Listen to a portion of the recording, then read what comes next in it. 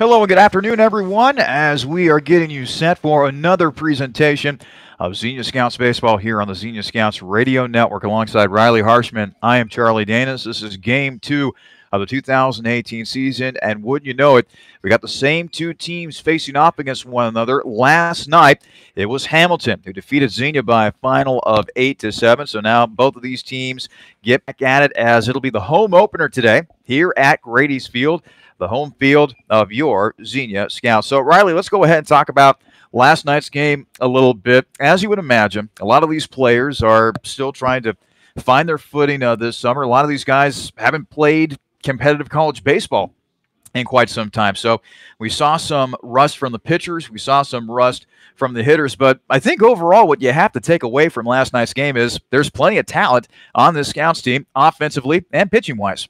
Yeah, there's plenty of positives that came out today. Last night, we saw – I'm going to pick three guys that I really liked last night, Charlie. I'm going to pick a glove, an arm, and a bat.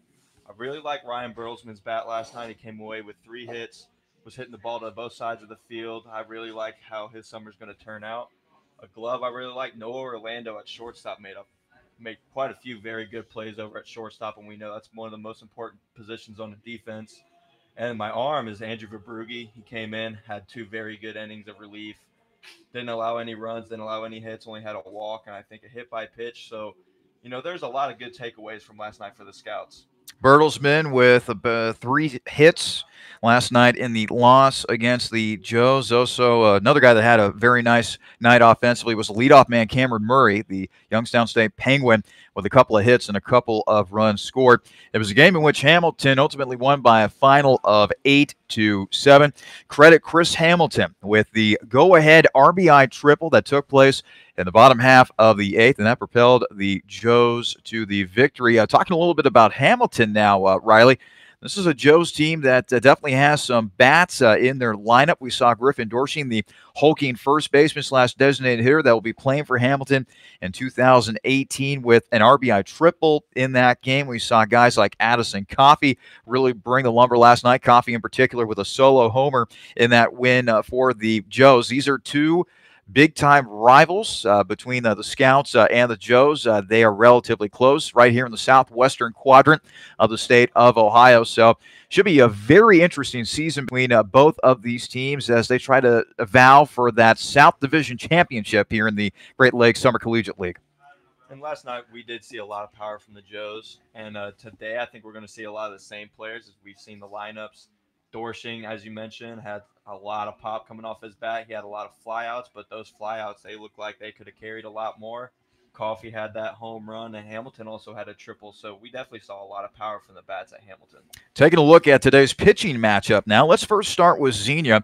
And today they are going to be sending a left-hander to the mound, at least to start this game, and that would be Palmer Steventon. And this is a guy, Riley, that has a very interesting backstory in that during his high school career had to go through shoulder surgery. A long rehab process for this young man who now plays his collegiate baseball at Lipscomb University down there in Nashville, Tennessee.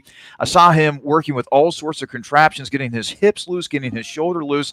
It's not just the arm, but he's trying to get the rest of his body back into working shape, and he's going to try to use this summer here with Xenia as a springboard, perhaps, to a big season for Lipscomb coming up next year. And coming back from a surgery is very hard in any sport, especially baseball, and especially with your arm when you're a pitcher. Pitching, you need to use almost every muscle in your body, your core, your back, your legs. There's so much that goes on in a pitcher, and it's good that Palmer's working out every part of that, including his shoulder. Donovan Thacker, meanwhile, the right-hander, he will start on the mound for Hamilton today. Thacker, like many of these players, really on both of these teams, just trying to get a leg up, trying to use this as a springboard for 2019. Thacker, a native of Southgate, Michigan. He's a 6'3", 190-pound right-hander, sophomore at Madonna University, home of the Crusaders. Thacker, a big, lanky right-hander, Riley, that likes to use the fastball a little bit, mix in the curveball as well. I'll tell you this right now.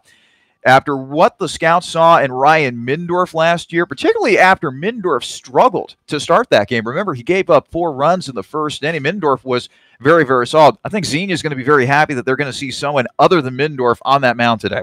Yeah, Middendorf bounced back in a big way last night. That he mentioned that first inning he had some trouble, but he really honed in, didn't let that get the best of him, and honed in and came back for a good solid outing.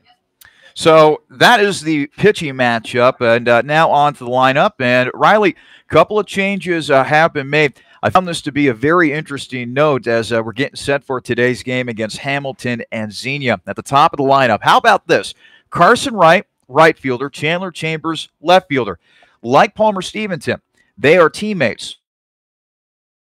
Not only that, it gets even better. These two fellows hail from Knoxville, Tennessee. They went to the same high school, Farragut High School, in the Knoxville, Tennessee area. So cool to see those current college teammates, former high school teammates atop the Scouts lineup. And really, this will be the first time that we get to see those two gentlemen today. And when you play baseball with someone for that long, you build a lot of chemistry with them, and you see they're both outfielders, as you mentioned, right and left field, and they're both right there at 1 and 2. So they're going to want to push each. They're going to be big and pushing each other this year from both standpoints of the ball. Meanwhile, Caleb Eater, who was last night's pitcher, he'll be in the field. He'll be playing at first base. We also get to see Connor Regan at designated hitter. For those of you very familiar with the Wright State Raiders, especially here in the Dayton area, recently made the NCAA tournament.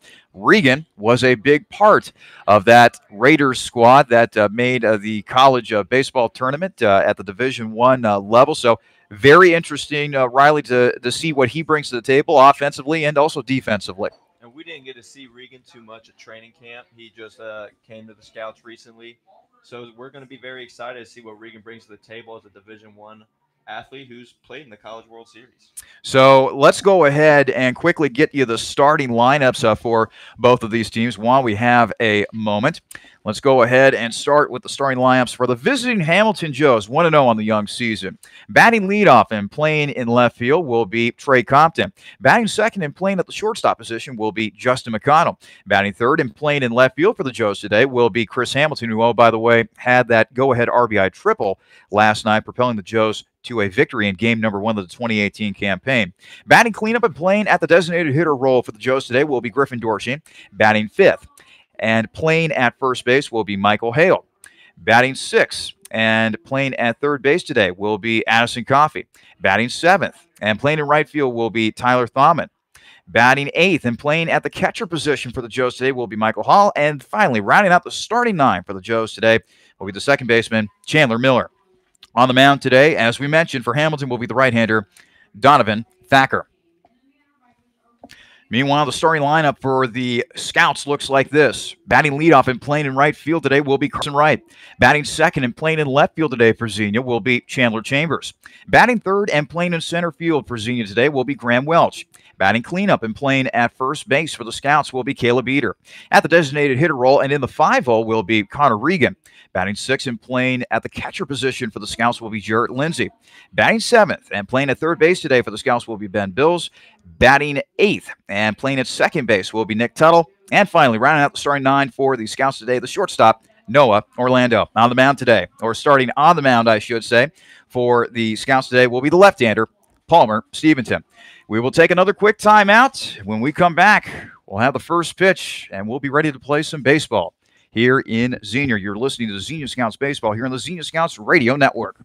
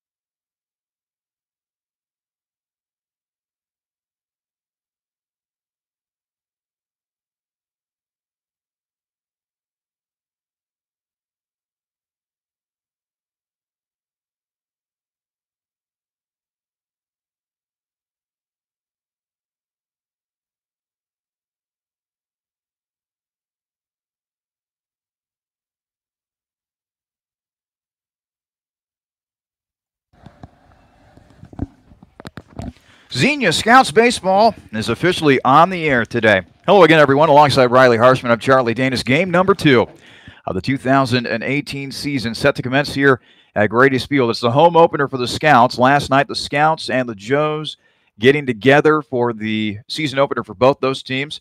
And it was Hamilton that ultimately came away with the victory 8-7 thanks to a go-ahead RBI triple by Chris Hamilton.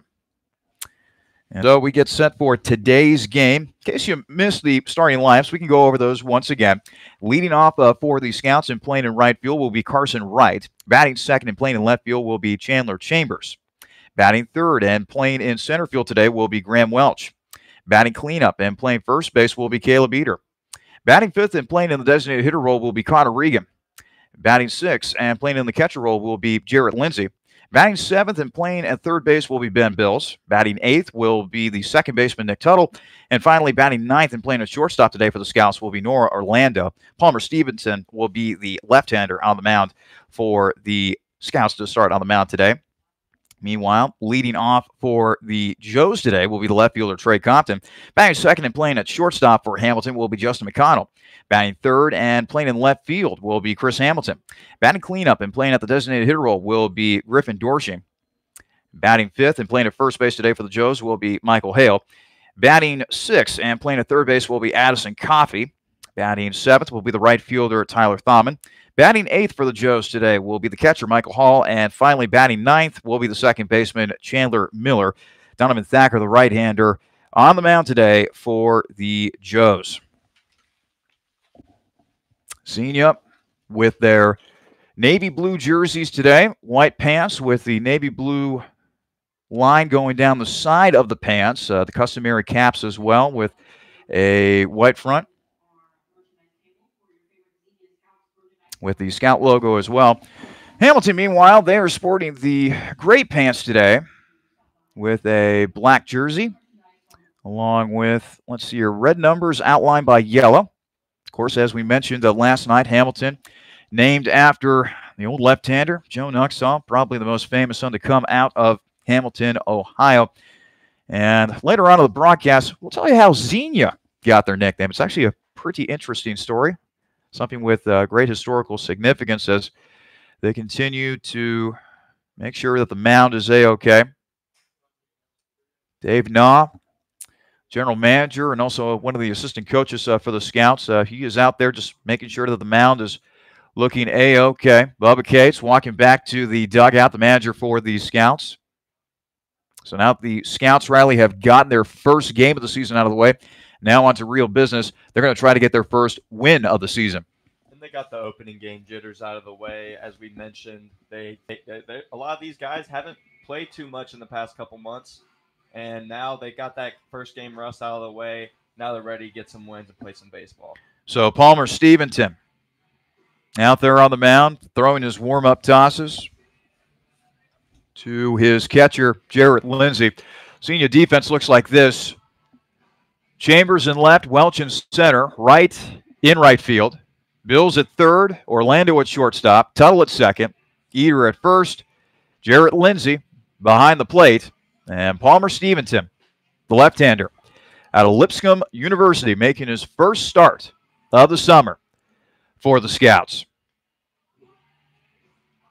As we mentioned, Stevenson had to undergo shoulder surgery during his high school days, and a long rehab, a long recovery from that type of surgery as well. And he's just hoping to take this summer, build up more strength within that shoulder, and very excited to see this young man for the first time, a highly regarded prospect coming out of high school in the state of Tennessee.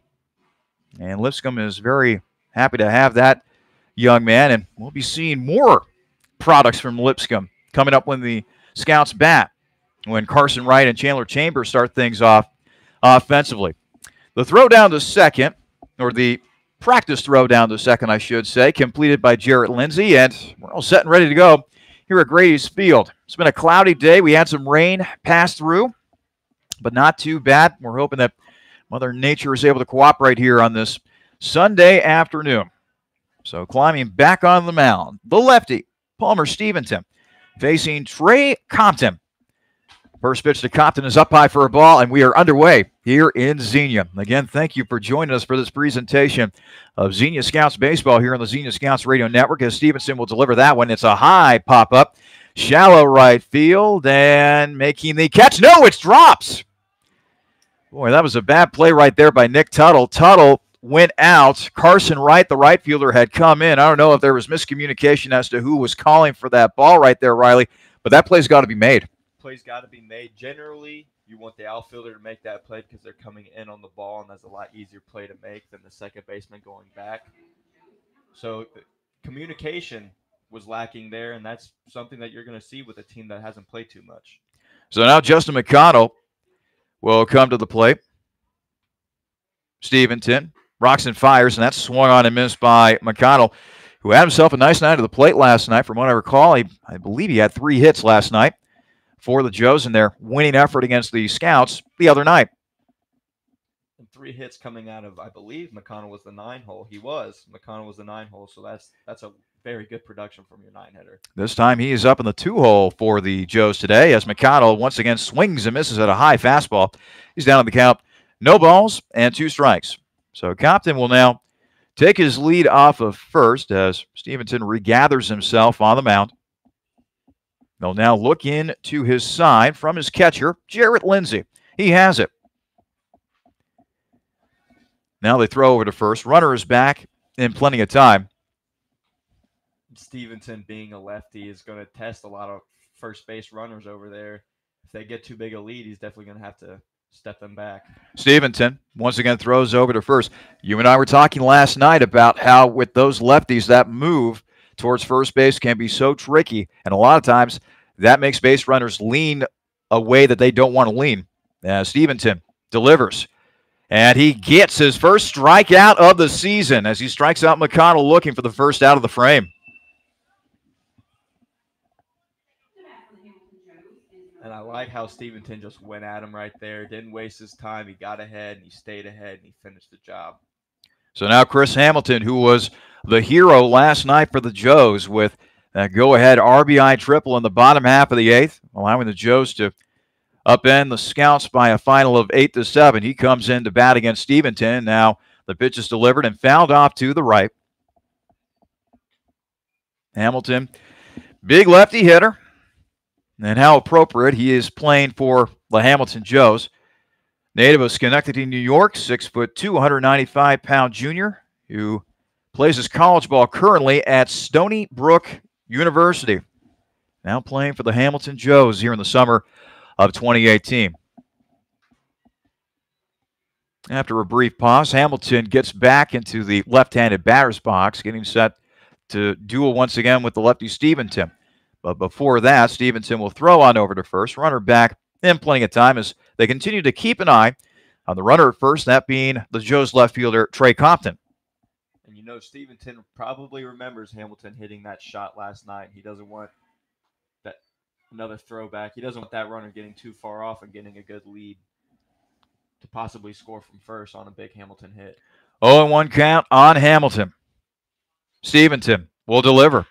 It's a ground ball, and right into right field for a base hit. Compton will speed around second. He'll head into third, and runners will now be at the corners for the Joes after the single to right field by Chris Hamilton. That was just under the glove that time of Nick Tuttle. Tuttle not able to get to it in time, and now things are really cooking here offensively for the Joes as their cleanup hitter, the hulking, big-time Griffin Dorshing comes to the plate. Why do I say hulking? Well, 6'4", 275 pounds. Draw your own conclusions.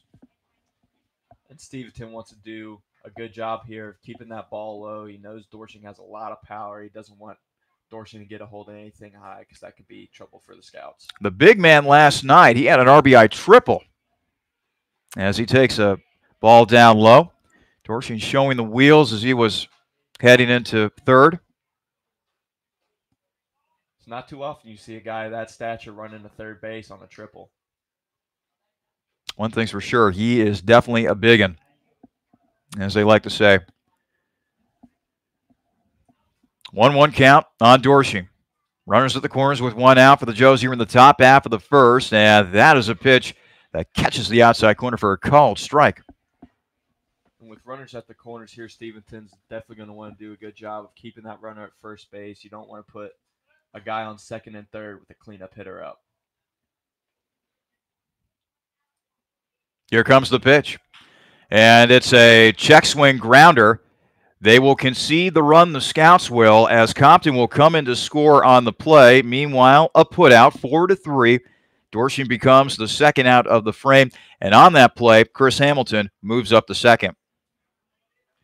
And Hamilton stealing there on that pitch, and he was able to get in a second easily and stop the Scouts from turning two. So now Michael Hale, the first baseman for the Joes today, will come up with a runner in scoring position. 2 away here in the top half of the first. Joes grabbing a quick 1-0 lead thanks to an RBI ground out by Griffin Dorshing. Pitch catches the outside corner for a called strike. Stevenson likes to use the fastball, but he'll mix in a slider, a curveball as well. Just trying to keep the damage at 1 run here in the top half of the first is the Scouts left-hander. Stevenson looks back to second. Now he'll deliver. That's fouled. Now back towards us, off to the right, actually. Count moves to no balls and 2 strikes. Underway here in Xenia. Still a little toasty, still a little humid. I thought the rain would kind of cool things off a little bit, but as I say that, I'm taking off my jacket, so now you know how I feel in this press box. 0-2 pitch from Stevenson. That's fouled back to the screen. So Michael Hale will continue to bat here. Runner still sitting out there in second in the form of Chris Hamilton. And I'm really liking Stevenson's command right now so far in this first inning. I think he has to go right at the batter here. 0-2 pitch swung on, and that is going to be a fair ball down the left field line. That's going to be an RBI double for Hale. That hooked itself just inside the third base bag. And just like that, the Joes have grabbed themselves an early 2-0 lead. That was just a very good piece of hitting there by Michael Hale. With 2 strikes on him, he scooted up in the batter's box to get a better angle on the pitch, and he ripped it down that left field line. Addison Coffey, the third baseman, will now stand in offensively for the Joes. Coffey hitting a mammoth solo homer over the left field wall last night on the Joes' 8-7 win. As he'll take a strike on the outside corner from Palmer Stevenson.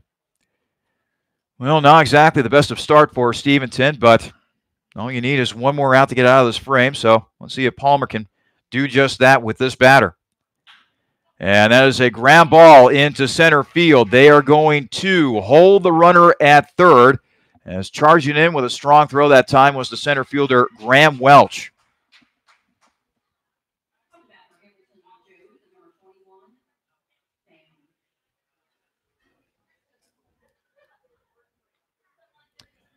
So Coffey with the hit. And Coffey actually advancing to second on the play as well, showing some nice heads-up base running as the throw kind of got away a little bit from the Xenia infield. So runners in scoring position. 2 runs already in for the Joes, but they're looking for more. Stevenson now delivering to Tyler Thaumann. And Thaumann will take a pitch outside for a ball. Thaumann, right-handed batter, playing in right field today for the Joes. Stevenson's got to try to keep his composure up here and not try to let this inning get too out of hand. The pitch from Stevenson. And he hits the outside corner once again for a call strike. 1-1 the count. Hale at third, Coffey at second. 2 runs have already crossed the plate for the Joes here in the top half of the first here at Grady's Field. Stevenson will now look back. He'll now deliver plateward. And another called strike for Stevenson as he was able to lay in the fastball that time. So now the count is 1 ball and 2 strikes. The Joes right fielder, Tyler Thaumann. Stevenson definitely needs to get out of this inning right here with this batter.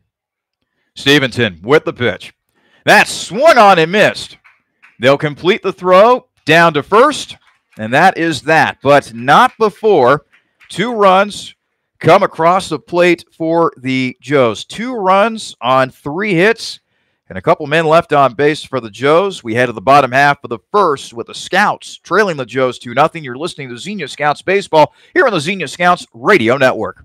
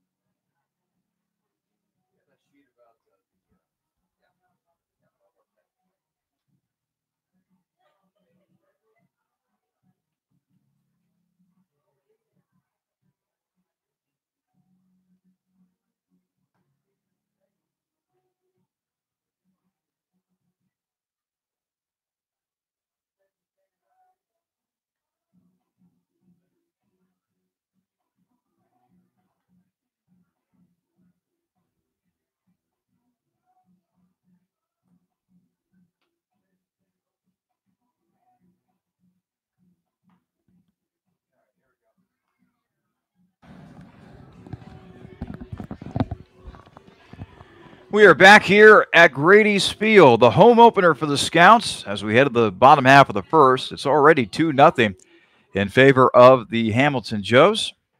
Alongside Riley Harshman, I'm Charlie Dennis. So glad that we could have you along for the ride, everybody. Yesterday, the season opener with Hamilton taking that game by a score of 8-7. So now on the mound for the Joes, Donovan Thacker, the right-hander from Michigan.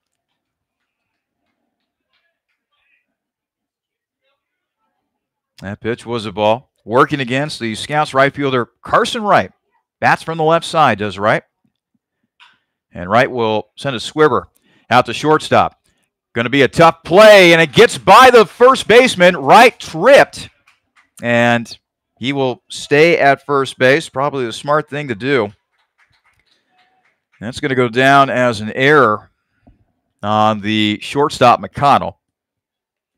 So Wright is able to reach safely. The Hamilton defense looks like this.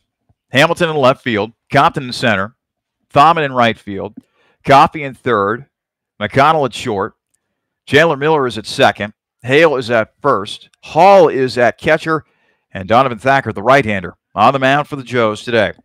So now Thacker will go to work on Chandler Chambers, right-handed batter. Chambers with a bunt up the first base line. And he will beat it out for a base hit. Nice job by Chambers that time, laying the bunt down. Charging in on the play was Michael Hale, the first baseman.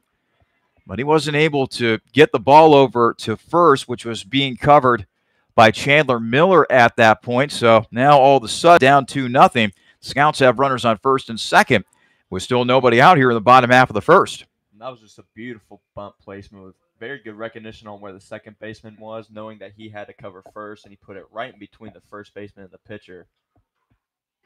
So let's see if the Scouts can make something out of this offensive opportunity, as Graham Welch will now come to the plate. Welch playing in center field today for the Scouts. Left-handed batter against the right-handed throwing Thacker. 1-0 pitch is in there for a called strike. Count now evens at 1 ball and 1 strike, as now Michael Hall, the catcher, will go out to talk with his right-hander, Thacker. I don't know if he got crossed up on that last play or what, but They're having a discussion near the mound right now. Welch plays his college ball at the University of Texas at Tyler, UT Tyler, as they call it in those parts. Last year as a sophomore. Well, let's see here. Had a very impressive freshman season at UT Tyler, I should say. Actually set the program's single-season record with 10 triples. How about that? Very impressive. So that guy has definitely got some speed. And some pop. Welch taking the pitch on the outside corner as the count will move to 1-2 strikes. Carson Wright sitting out at second. Chambers taking his lead now off of third. As Thacker is greeted with some trouble early on here. 1-2 pitch. A grounder towards the first baseman. And how about this? No man's land right there. Making the catch was Hale on the hop, but Hale really didn't have anywhere to go to with the ball. Thought about going to second. Runner was already in there. Tried to throw back to first, but by that time, Welch had already beat it out. So how about this? The Scouts, they've got the bases loaded with nobody out, and not a single ball has left the infield. Excellent use of the hit and run there with Wright stealing from second on the pitch and Welch putting it to the left side of the infield, making sure that that runner gets to third safely. So now a great RBI opportunity right here for Caleb Eater. Then at the designated hitter spot for the Scouts as he swings and misses at the first pitch he sees from Thacker. 0-1 the count. Saw Eater pitch last night. Had a good first inning. Talked with him before the game. He was on pure adrenaline in that first inning, but suffered a little bit of fatigue as the game went on. As Eater swings and misses yet again, he's now in an 0-2 hole. And Riley, you come to expect it from a lot of these players, like we said in the pregame show. They haven't played college baseball in a long, long time. You knew that there was going to be rust at some point. And yeah, rust happens in baseball just like it does in all sports. But when you come back, you have to come back strong. Eater takes a pitch up high for a ball, 1-2 the count. Eater here really needs to put the ball in play with bases loaded. He has some gaps here in the infield, but you want to get the ball in the air somewhere. Joe's infield playing at double play depth. Outfield pretty much straight away against Eater.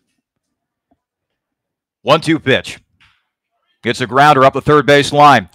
And a little bit of a bobble run will come in to score, and the first baseman was pulled off the bag after the throw by the third baseman, Coffey. Coffey's high was throw, pulled Hale off the bag. Runner comes in to score on the play as Wright crosses the plate and gets the Scouts on the board, 2-1 in favor of the Joes. But something tells me that Xenia is not yet done offensively here, as there is still nobody out in the frame. And that's 2 throwing errors now for the Joes. Defensively, they need to calm down and make some good throws.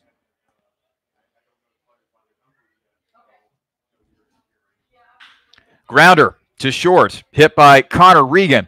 Throw to second, and then the throw to first. That's a double play, but the good news is that on that particular play, another run crosses the plate in the form of Chandler Chambers.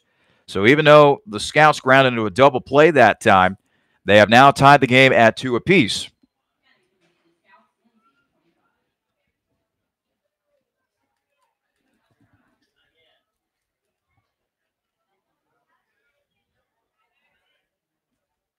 So after the double play, Graham Welch sits at third. And now batting for the Scouts is Jarrett Lindsay. Jarrett Lindsay with a mighty hack that time comes up empty, 0-1 on the count. Jarrett Lindsay playing his college ball at Point Loma Nazarene University. There might be a lot of people in our audience saying, well, where the heck is that? Well, it's out in beautiful San Diego, California. That's where it's at. That's a grounder over to second. Throw to first in time. Nice play up the middle made by Chandler Miller, and that will end the inning for the Scouts. But the important thing is they tie this bad boy up as they're able to get 2 runs on only 1 hit. They do leave a man on base. We've played 1 inning here at Grady's Field, and we are tied 2-2 between the Joes and the Scouts. You are listening to Xenia Scouts Baseball here on the Xenia Scouts Radio Network.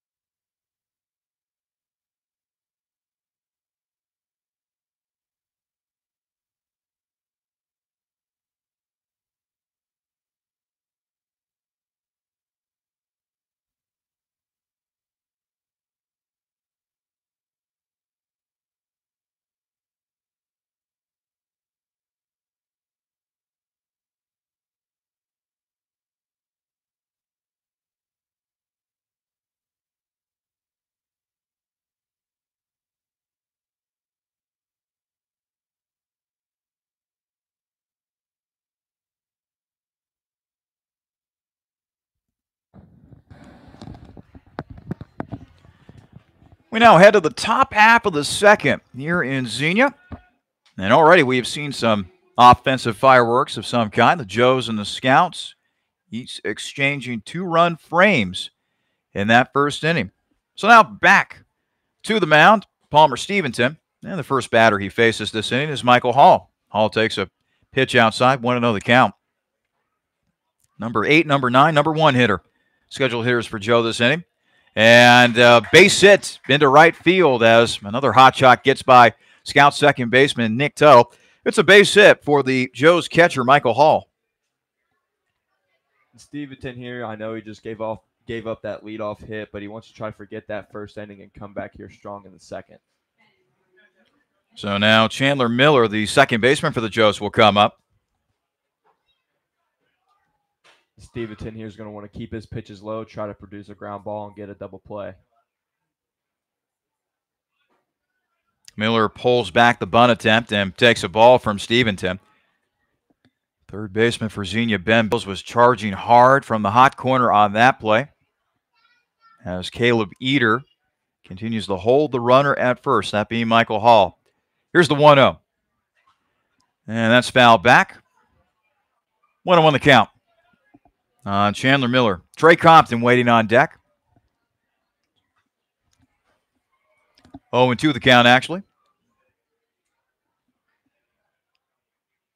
Stevenson. Pitch. Grounder over to third. Throw to second in time. Throw to first will not be in time. But the important part on that play was that the Scouts were able to get the lead runner thanks to a 5-4 putout. So Miller reaches via the fielder's choice. And now we head back to the top of the order for Hamilton, where we find ourselves observing Trey Compton taking his hacks in the batter's box. The right-handed batting Compton with a single, one of those 2 runs that came around to score in the top half of the first for Hamilton as he works once again against the lefty Palmer Stevenson. Stevenson with the pitch, and that is down low in the turf. Nice block that time by the Xenia catcher, Jarrett Lindsay. With this big backstop here we have at Grady Field, Lindsay is going to want to keep everything in front of him today. It's a ways away from home plate, that is for sure. 1-0 pitch on the way. That's up by for a ball, 2-0. The way the backstop is constructed here at Grady's Field, it's basically your garden variety wooden fence, but they have put padding on the majority of that backstop just to improve the bounces back there as a strike is taken by Trey Compton. Another similar situation for Stevenson here. He's going to want to keep these balls low, try to produce a ground ball, and get another double play going. Stevenson looking at the runner at first base for a long time, and now finally Compton calls time. Compton now gets back into the right-handed batter's box. Stevenson with a look in to his catcher, Lindsay. He has his sign. 2-1 pitch on the way. That's a grounder over to second. 4, 6, 3, double play. Got the runner at first by an eyelash, but the Scouts will certainly take it as the inning comes to an end for the Joes. No runs, a hit, and no men left on base for the Scouts. As we head to the bottom half of the second, it's Scouts 2, Joes likewise. You're listening to Xenia Scouts Baseball here on the Xenia Scouts Radio Network.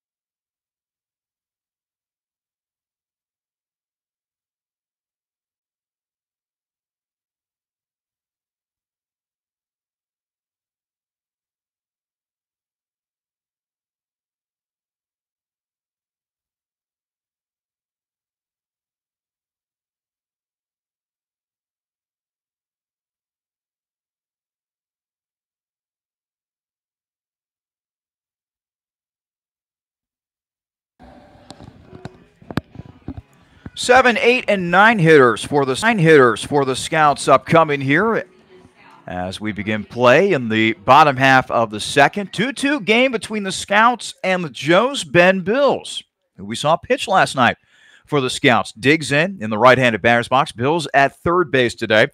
Digging in against the right-hander, Donovan Thacker. Thacker will deliver, and that pitch is in there for a call strike. I really like Bill's pitching last night. He had great, For a call strike. I really like Bill's pitching last night. He had great command and a lot of confidence up there. He did allow the game-winning run, but that's not something he should hold on to for today. Pitch is down low for a ball. Riley, to piggyback off that point, and I think we brought this up a little bit in the pregame show, I think out of all the pitchers that we saw last night, it was Bills and Verbrugge that, to me, looked the most impressive on the mound for the Scouts. 1-1 pitch on the way. And that is slapped into right field, but it'll hang up just enough for Thaumann to get under it and make the catch. One down. Yeah, for Verbrugge and Bills last night both had good outings in the 2 innings that they showed up for, and that's all you can ask for. You know, Coach Cates here is cycling through his pitchers. He wants to see what he's got for this summer. So now Nick Tuttle comes to the plate. Tuttle, the second baseman today, and like Felix King, he hails from the Masters College right outside of Los Angeles, California. Tuttle 5'11", 165 pounds, takes a strike from Thacker. 0-1 the count. Sun's starting to come out a little bit, which is definitely a welcome sight considering that it's been mostly cloudy here today, and at least here in Southwest Ohio.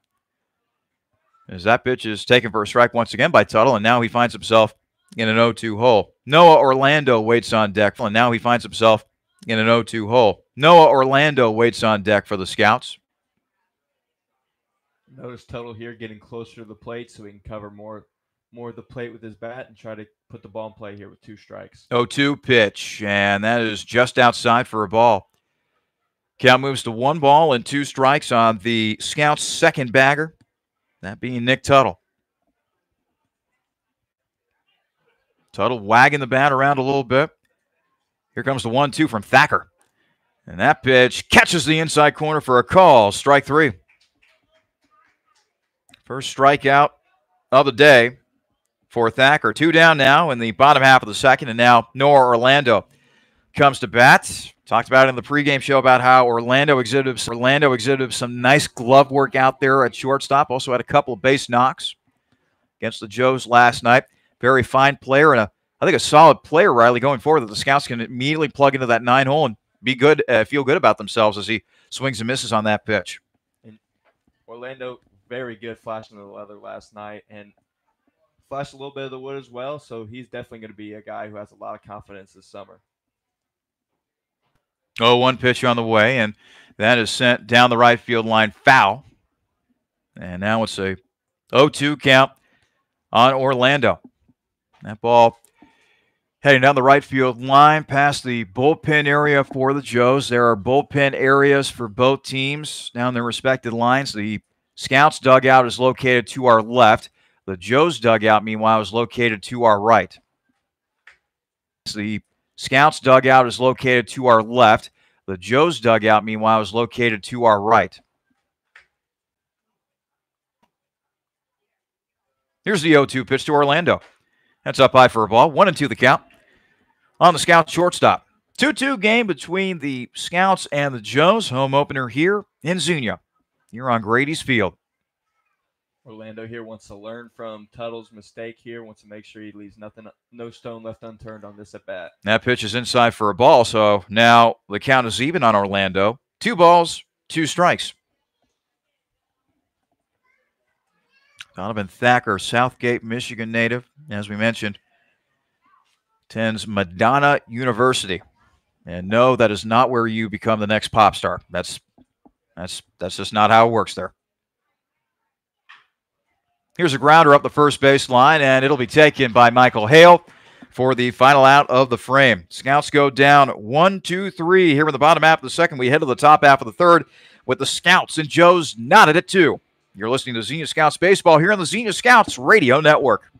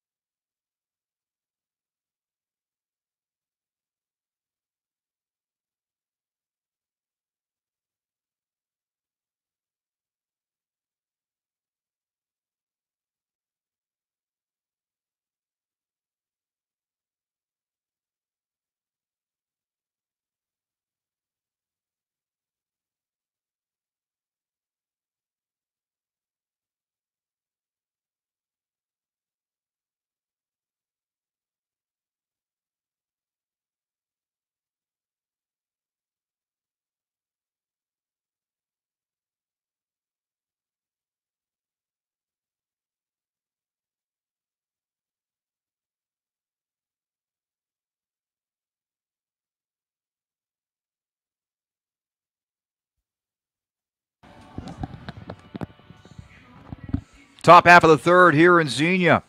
Joes and Scouts tied at 2 as Justin McConnell will stride back to the plate for the Joes. And a new pitcher on the mound for the Scouts, Diego Quinones. 6 foot, 195-pound right-hander out of Mercy College, native of the Bronx, New York. Pitched by Quinones has been there, or inside, I should say, for a ball. So that means that Palmer Stevenson's day is done. We'll get you his numbers in just a moment. Quinones rocks and fires in the meantime. And that pitch is in there, or inside for a ball. 2-0 the count. Steven in 2 innings today gave up 2 runs on 4 hits. Both of the runs were earned. 2 strikeouts, no walks for the Lipscomb left-hander. So now Quinones comes to the plate. And boy, Riley, when I was watching this guy throw in the bullpen during training camp, this guy's got mighty impressive stuff. As the pitch is coming plateward, in there for a call strike. Go ahead. He has an electric arm. We saw that in training camp. He does a great job using the lower half in his hips and his pitching motion. So that's how you're going to see a lot of success from Quinones this year. Fly ball into center, and the catch will be made by Graham Welch. Got a great jump on that ball, allowing him to make the catch for the first out of the frame. So F8 in the scorebook for the Joe shortstop, Justin McConnell. And now Chris Hamilton will come to the plate. He singled and scored his last time up. When I was watching Quinones throw the ball in the bullpen, Riley, you know a guy has special stuff when his fastball whistles. Makes that whistling sound towards his catcher. Quinones using the fastball right there down the outside corner for a call strike. Yeah, the whistle is one sound you look for, and you also look for that pop in the mitt. That pop is just a pop that it's very familiar to a lot of baseball people. And it will be foul up the third baseline as Hamilton was attempting to get a bunt base hit on that play. Now he finds himself in an 0-2 hole. So now we get to see what Quinones' quote-unquote put-away pitch will be right here. He can throw a changeup. He can throw a slider as well. Let's see what he does against Chris Hamilton, who thus far has gotten off to a very nice start, albeit we've only had 1 game in the books, and we're just starting game number 2, but he's looked mighty impressive so far for the Joe so far. 0-2 pitch. That swung on and missed. He dropped the hammer on him with the curveball that time, as Hamilton is retired on strikes. Impressive pitch right there by Diego Quinones. And Quinones establishing his dominance there on that at-bat, using a lot of speed because we've seen how fast he can throw the ball. So when you're throwing the ball that fast and you throw something off speed, it can really throw the hitter off balance. So now Diego will go to work against Dorsheen, who grounded out to second his last time up. Did get an RBI out of that play, however. And Dorsheen will take a strike. Fastball at the knees by Diego. This is power on power right here. 0-1 pitch. Side for a ball. I mean, man, you can hear the pop from up here in the press box.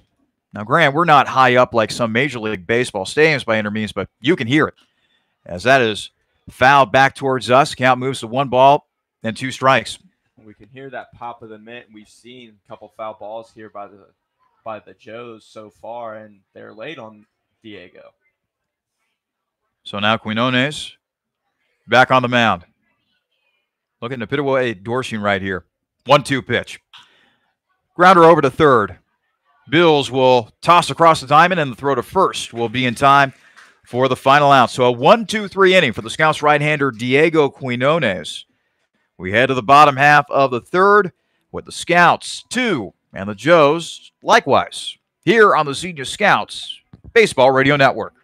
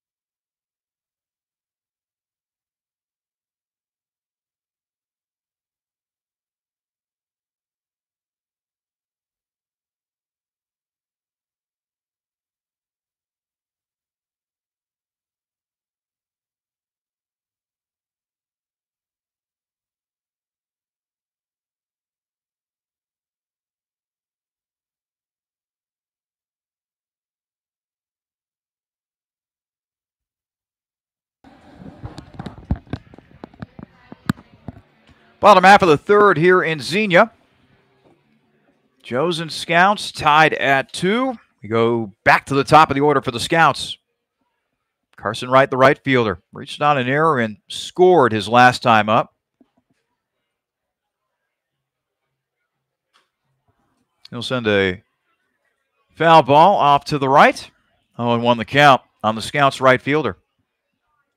Last inning, Donovan Thacker, Joe's pitcher, did a very good job of rebounding after that first inning. When a pitcher sees his fielders making errors, you kind of start to lose confidence in the defense. So it's good to see that he didn't lose complete confidence in his defense. He could come back. Thacker catches the inside corner on that next pitch, and now it's an 0-2 hole on Carson Wright.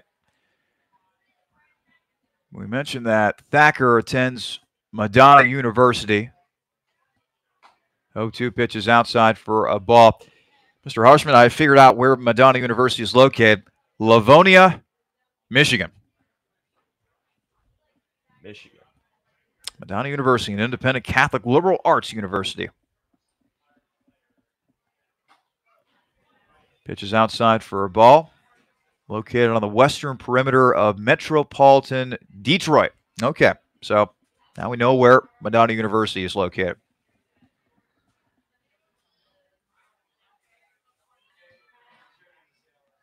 Thacker, the right-hander, delivers, and it's a base hit up the middle. No, this might be a sterling play by the shortstop, and it'll be an infield hit. Kind of spoke too soon there. I thought that ball was ticketed for center field, but Justin McConnell made that play a little more interesting. It will go down as an infield hit. And right there was a great piece of hitting, getting a pitch on the outside part of the plate, taking it up the middle, putting it in a gap. He did a very good job there. So now Chandler Chambers. College teammate of Carson Wright as well as Palmer Steventon, and that is a grounder over to second. 4, 6, and that is all that they will get as Chambers was busting his buns down the first baseline. They'll only get the lead runner on that play. So now Graham Welch will come to the plate. He singled in his last time up. 1 out here in the bottom half of the third. We have ourselves a 2-2 game between the Joes and the Scouts. And coming up later this inning, we will reveal to you our trivia question for today. It's a good one, I promise. Grounder over to second. 4, 6, 3, double play. So that will be that for the Scouts.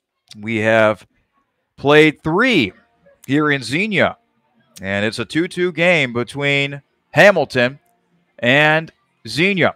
This is your home for Xenia Scouts Baseball, the Xenia Scouts Radio Network.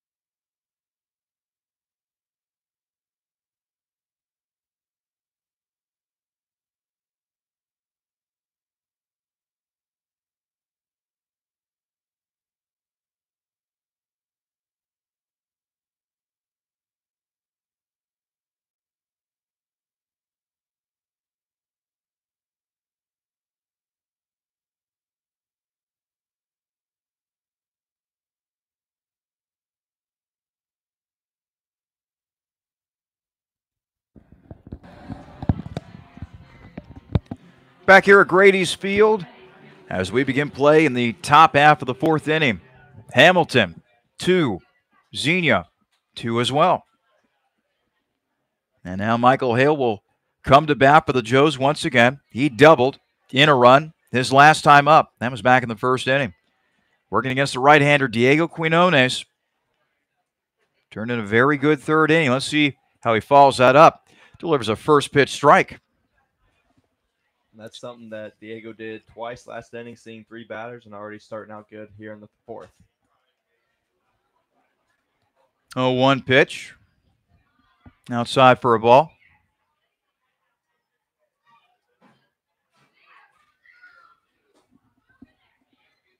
Inside with the next pitch. So now 2-1 the count.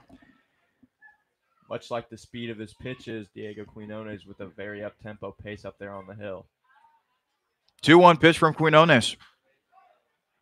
And that's fouled back. We saw a lot of good tempo from the Scouts pitchers last night.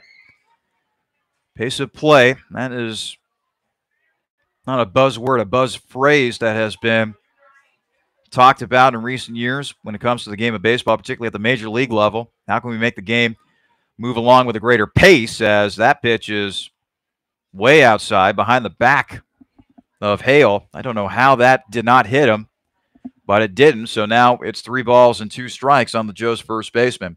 Hale, Coffey, and Thaumann, the scheduled hitters for the Joes here in the top half of the 4th.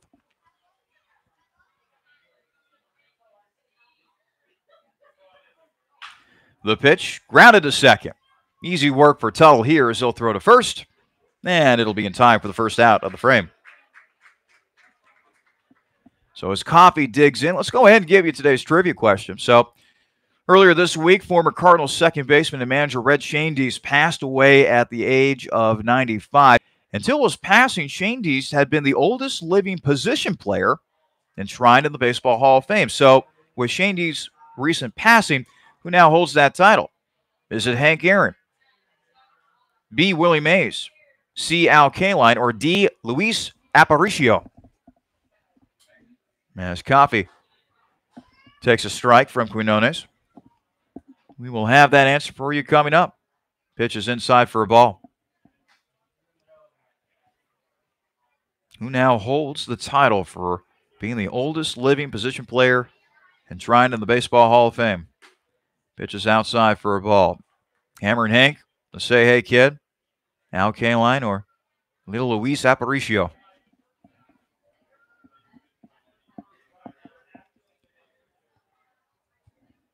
Count is now 3 balls and 1 strike.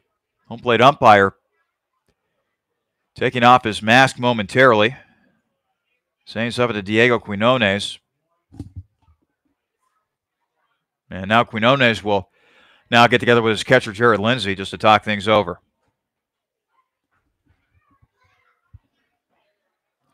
Count is 3-1.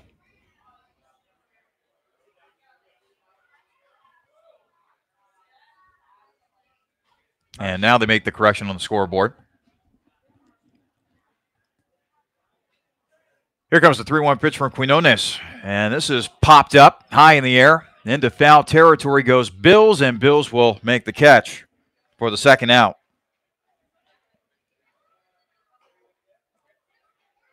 And Quinones not letting too much get out of the infield so far in his outing, doing a very good job of keeping the Hamilton Joe bats quiet. Tyler Thaumann, the right fielder, will now come to bat. Right, Thaumann striking out, swinging his first time up. He swings and misses at that pitch from Quinones. 0-1 the count. We mentioned how important first pitch strikes are, and Quinones just keeps firing. Quinones fires that one playward, and that's foul back. And now it's a quick 0-2 hole on Tyler Thaumann. Michael Hall, the Joe's catcher, waits on deck. Although the way Quinones is dealing right now, he does not want to see Hall this inning. He wants another 1-2-3 inning, just like he had in the third. Looking for the same result here in the 4th. 0-2 pitch from Diego. That just swung on and missed. Second strikeout of the day for Diego Quinones, and another 1-2-3 inning for Mr. Quinones as well. We head to the bottom half of the 4th. Xenia and Hamilton still tied at 2. You're listening to Xenia Scouts Baseball here on the Xenia Scouts Radio Network.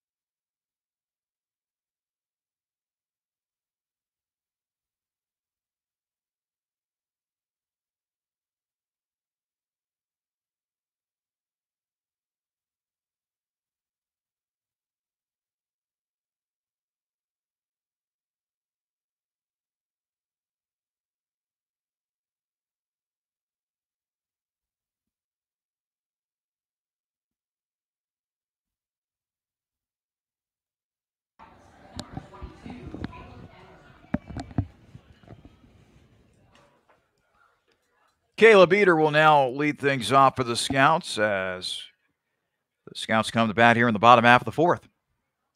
Eater, Regan, Lindsay, the scheduled batters for Xenia this frame. And still out there on the mound is Donovan Thacker. As Eater will take a pitch outside, 1-0 the count.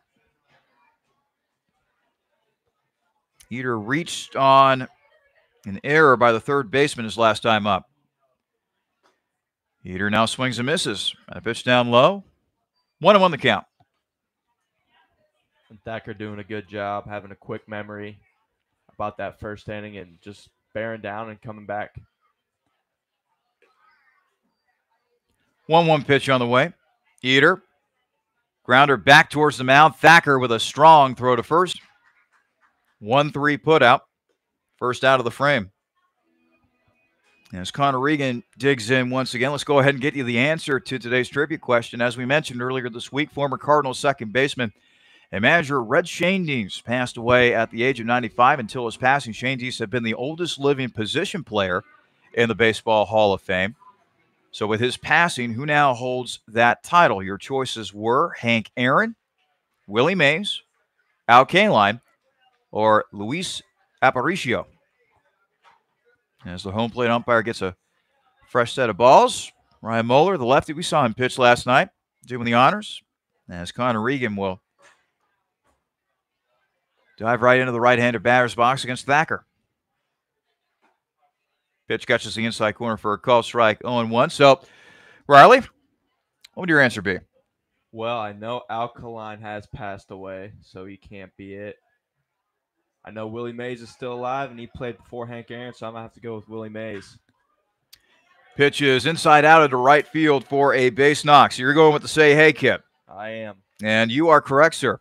Mays is 87 years old, making him the oldest living position player enshrined in the hallowed halls of Cooperstown.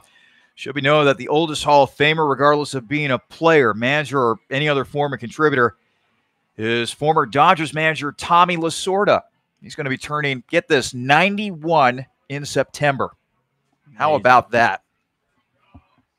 Great manager for the Dodgers in the 80s. Brought them their last World Series championship in 1984. 1988. 88. Jared Lindsay now standing in for the Scouts after the base knock by Regan. One out here in the bottom half of the fourth. Joes and Scouts tied at 2 at the moment. And for those of you wondering who's the oldest active living pitcher who's enshrined in the Baseball Hall of Fame, well, that title would belong to the chairman of the board, Mr. Whitey Ford. Great left-hander for the New York Yankees. He is going to be turning 90 later this year. Pitch is fouled off to the right. 0-2 the count. And one thing that Thacker's done very well is produce ground balls here early. So he's going to try to produce another ground ball here with 2 strikes, try to get out of this inning with a double play. Lindsay grounded out to second his last time up, looking to change his luck at the plate here. 0-2 pitch. There's a grounder over to second. They get the out at second, and they get the out at first as well. 4-6-3 double play. And just like that, the inning is over for the Scouts. No runs, a hit, and no men left on base for the Scouts. We head to the top half of the fifth with this still a game still not at 2 between the Joes and the Scouts. You're listening to Xenia Scouts Baseball here on the Xenia Scouts Radio Network.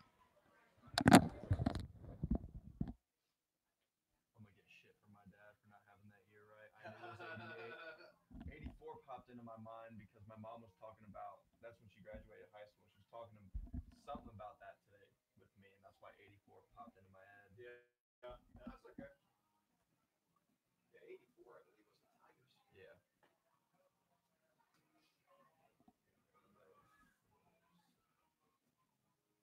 Yep, that's right. New pitcher on the mound. 27.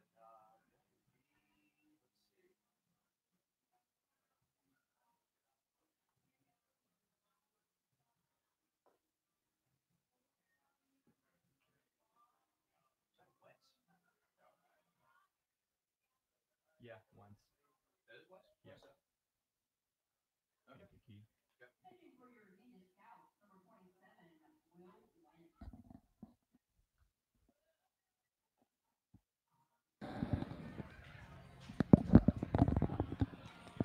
Back here at Grady's Field, new pitcher on the mound for the Scouts. It is the young man, Will Wentz,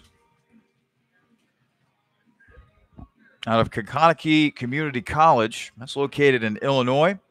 So we get to see Wentz for the first time this year. Got to see Diego Quinones for the first time here in 2018, Riley, and the early returns, very, very good. Very impressive outing there from Quinones. Was able to only saw 6 batters in 2 innings. That's exactly what you want to see from your pitcher. Had 2 strikeouts, only 25 pitches. Very, very efficient.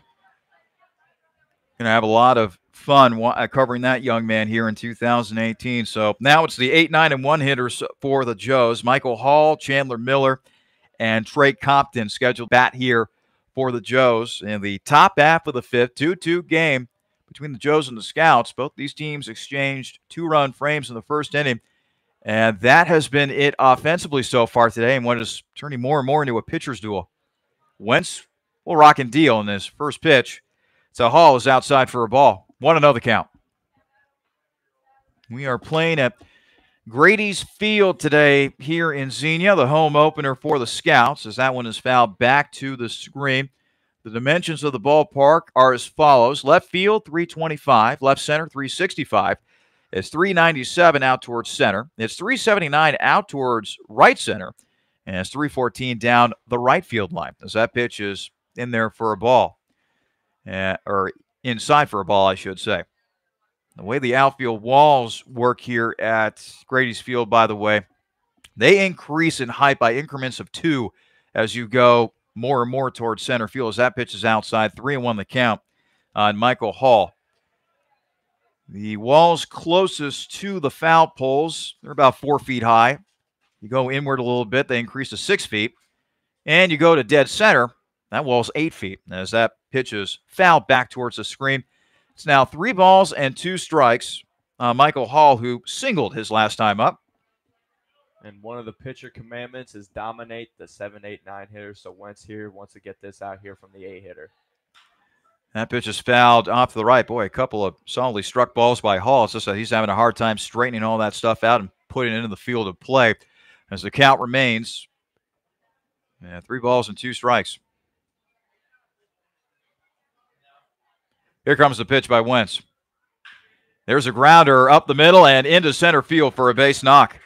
Just past the glove of Wentz as he stuck it out there in vain trying to make a play.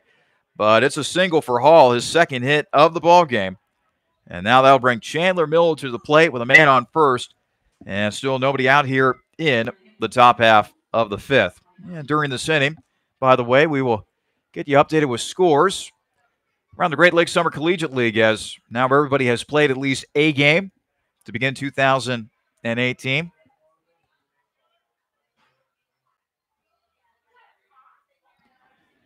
Pitch by Wentz, up high for a ball. 1-0 the count. And that last batter for Wentz, it's kind of heartbreaking to see. Got the ground ball he wanted, and he wasn't able to come up with the play. So now he'll try to be looking for another ground ball here. Preferably one hit to one of his infielders. So that pitch in there for a called strike. Miller taking a fastball on the outside corner there from Will Wentz. Will Wentz, by the way, had a chance to meet him during training camp. Very nice guy. And a long conversation about how he was able to get in touch with the Scouts, how a coach directed him towards here, and he has really enjoyed the entire process here in Xenia. The team building that took place during training camp, is that pitch was down in the turf. It's 2-1 the count. Really solid, nice guy. Looking forward to covering him as well here in 2018. And that's the case for most of the guys here. We got a chance to meet all of them, and they're all really good guys. And it was good to have that training camp week to see them build camaraderie with each other. 2-1 pitch is fouled at the plate, so now the count will even at 2 balls and 2 strikes on Chandler Miller. Trey Compton waiting on deck for the Joes.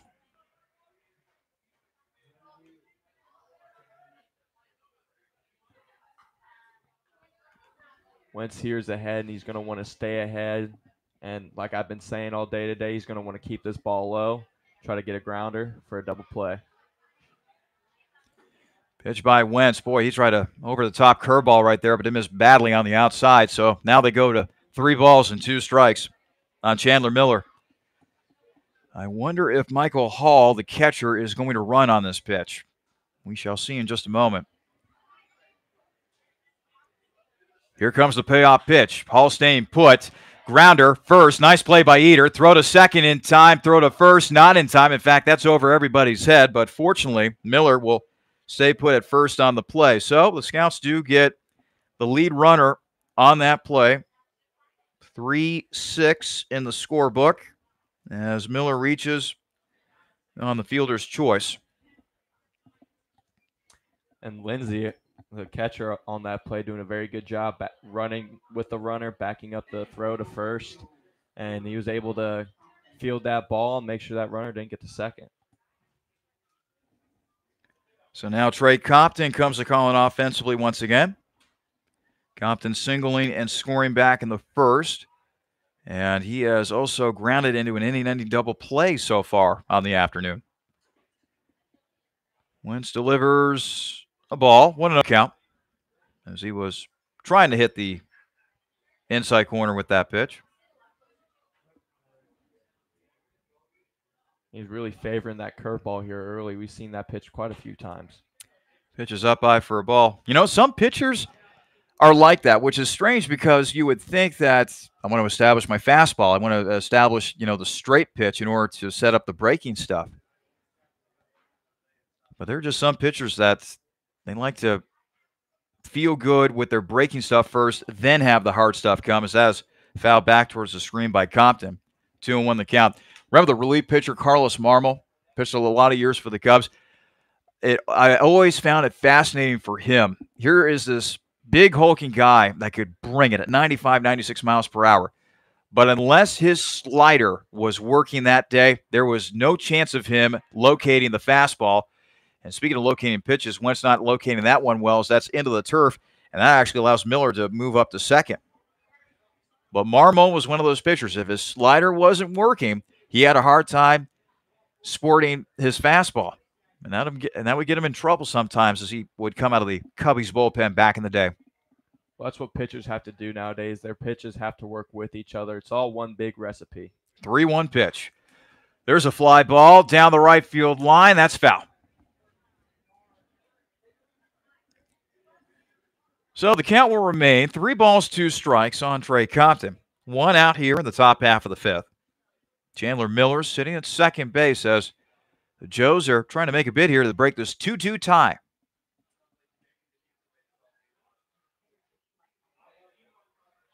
Wentz with the pitch. Grounder up the third baseline, foul.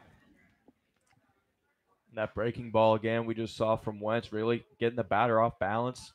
Able to get that foul ball there.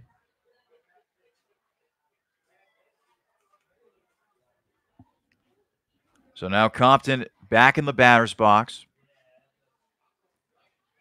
Right-handed batter. Wentz with the pitch. This will be a grounder out to Orlando. Orlando will throw to first, and it'll be in time for the second out as Miller moves up the third on the play. 6-3 put out.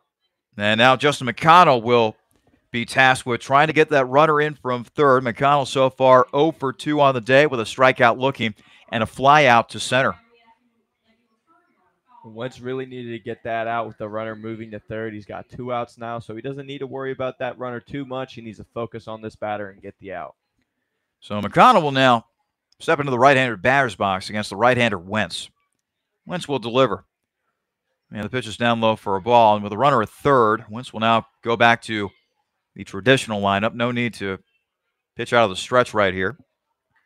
And Lindsey's got to work here for this batter. He knows he's got that runner on third and the big backstop, so any pass balls, a good chance for a run for the Joes. 1-0 pitch on the way. And that pitch catches the outside corner for a call strike. 1-1 the count.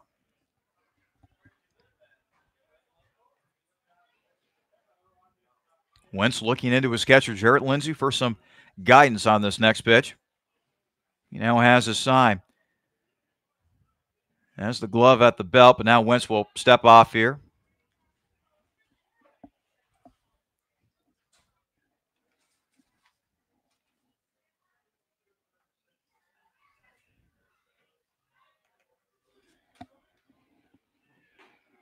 Pitch is taken for a call strike. I think Wentz really has to push the envelope here with this next pitch. He's up 1-2. McConnell struggled a little bit today. He needs to go at him and get out of this inning. 1-2 pitch upcoming from Wentz. Here it comes. And McConnell thought about it, but held back. So that pitch was outside and low, so now the count is 2-2. A final from earlier today, Irish Hills defeats Lima by a final of 5-2. And we will be getting to other scores around the Great Lakes Summer Collegiate League coming up later on in this inning.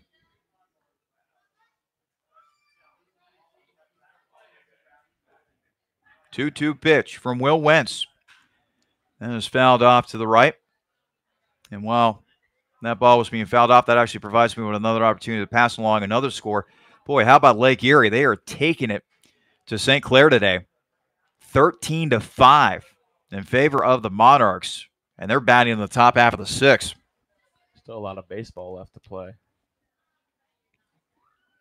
Wentz with the pitch, and that is swung on and missed. Lindsay will throw down to first to complete the strikeout. And that's that. No runs, one hit, and a man left on base for the Joes. We head to the bottom half of the fifth with this game still tied 2-2 between Hamilton and Xenia. You're listening to the Xenia Scouts Baseball Radio Network.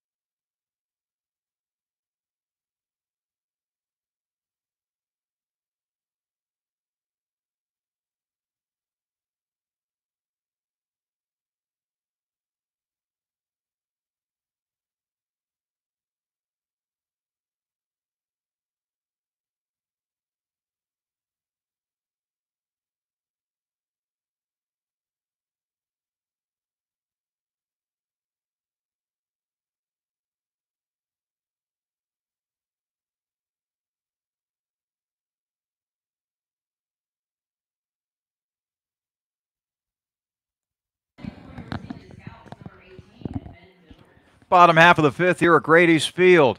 We're still tied at 2-2 between the Scouts and the Joes. You're listening to Xenia Scouts Baseball here on the Xenia Scouts Radio Network alongside Riley Harshman. I'm Charlie Danis. Home opener for the Scouts. Season opener was last night. Joe's taking that game by a score of 8-7. So now Ben Bills at the plate for the Scouts. He'll take a strike from the Joe's right-hander still out there on the mound, that being Donovan Thacker. What the Scouts need to do this inning is really get into Thacker's pitch count. He's only thrown 15 pitches the past 2 innings and 44 now for the game. And Bills will send a ball out to second. Play will be made easily by Miller. Throw to Hale in time for the first out. In baseball, success requires a combination of strength and conditioning. And when it's time for the Scouts to work out, they have the Snap Fitness. Snap Fitness, the official gym of the Xenia Scouts. Nick Tuttle, the second baseman, now batting for the Scouts as he will dig in, and he'll send a grounder over to first. That'll be handled rather easily by Michael Halen. Quickly 2 down here for the Scouts. That's exactly what they didn't want to do. Thacker only has 3 pitches, in this inning, and he's got 2 outs. So the scouts need to do a better job of seeing some more pitches in there at bats and trying to get Thacker out of there. So now Orlando will come to the plate. He grounded out the first as last time. Other scores around the Great Lakes Summer Collegiate League now. Cincinnati leading Southern Ohio 9-8 in their game. Galleon playing Licking County, and right now it's Galleon leading 3-0 as they play that game in the bottom half of the fourth at Licking County. A couple other games being played later on today. Cincinnati and Southern Ohio, they're actually playing a doubleheader. The second game is tentatively scheduled for 7:05 as Orlando will send a shot out to right center, and that will be caught by the right fielder, Tyler Thaumann. That got up in the air high, and the wind might have got a piece of that as well, but Thaumann able to make the catch for the final out of the frame. Once again, the Scouts go down 1-2-3. 5 innings in the books here at Grady's Field. Still tied at 2 between the Scouts and the Joes. You're listening to Xenia Scouts Baseball here on the Xenia Scouts Radio Network.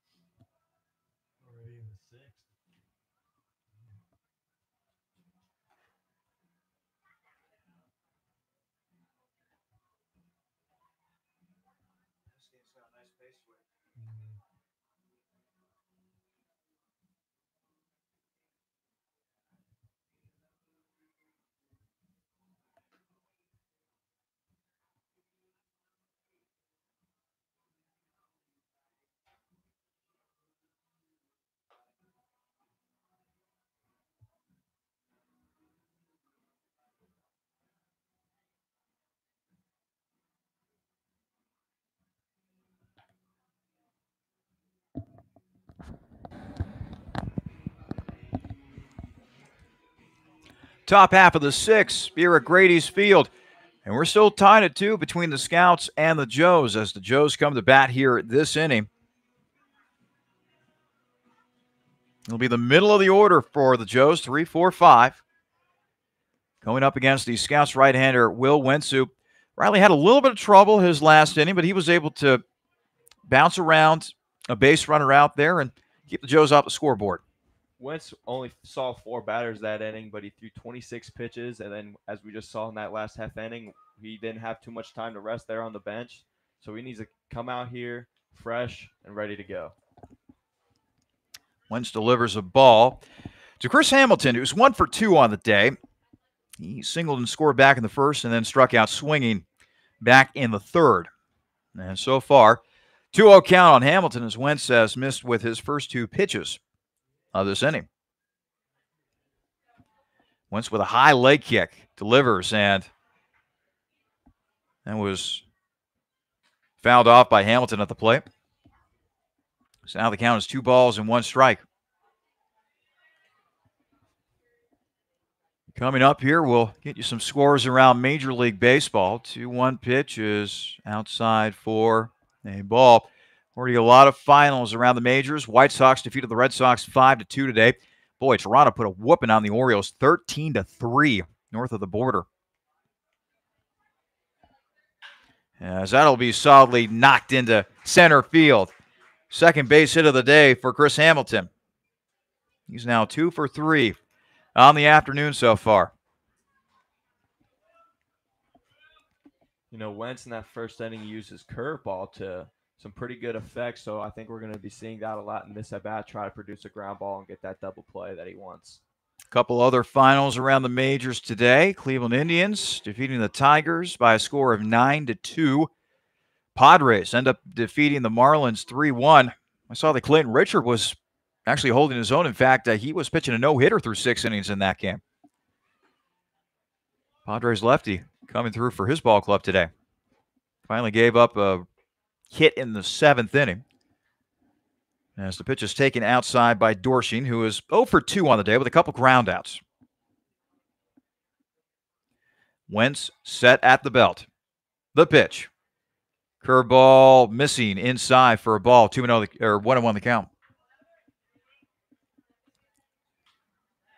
Mariners beat the Rays today 5-4.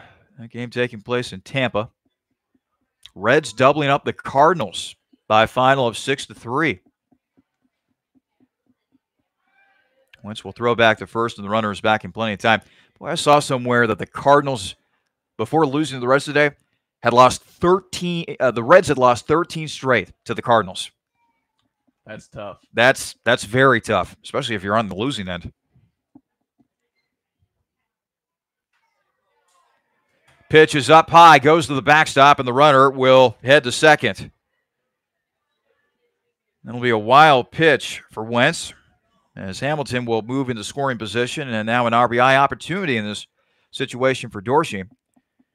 Phillies eke by the Brewers 4-3, and then a couple of games that are currently in progress. Actually, one game that just went final, as a matter of fact. The Twins defeating the Angels 7-5. They're about to head to the top half of the ninth at Wrigley Field. Cubbies, unfortunately, they are trailing the Buccos. Pittsburgh Pirates 7-1 in that one. There's a high fly ball out to center field. Graham Welch under it, makes the catch. Runner will stay put at second. Welch doing a good job there, camping a few feet behind the ball before he made the catch so he could catch it into his throw if there was one for the runner at second, and there wasn't. And Welch just doing a very good fundamental play there. Michael Hale now up, 1 for 2 on the day with a RBI double. Finishing up the scores around the majors. Top of the seventh in Arlington, the Rangers and the Astros tied at 6. Top half of the seventh in Denver, the Rockies trailing the D-backs 4-2. Wentz with the pitch. That's down low for a ball. 1-0 the count on Hale. Royals and Athletics tied at 2 as they play the top half of the fifth out there in Oakland. They're going to the top half of the fourth, or top half of the fifth in our nation's capital, I should say. Giants leading the Nationals in that one 2-0. Dodgers up 3-2 against the Braves in the bottom half of the fourth in their game. And then coming up later on tonight, series finale, Subway Series finale, I should say, between the Mets and the Yankees. That game scheduled for a first pitch of 8:05 over there at Citi Field. And those are your scores around the majors. Meanwhile, 2-0 count for Wentz as he continues to work against the first baseman, Michael Hale. Pitches outside. Actually, catches the outside corner for a call strike. 2-1 the count. We keep talking about Wentz's breaking pitches. He's throwing those a lot, and they're working for him pretty well here, but he wants to make sure he doesn't leave anything hanging up high, because that could lead to a lot of problems for the right-hander. 2-1 pitch from Wentz. Grounder into left field for a base hit. They will hold the runner at third. Nice strong throw back into the infield by the left fielder Chandler Chambers. And now,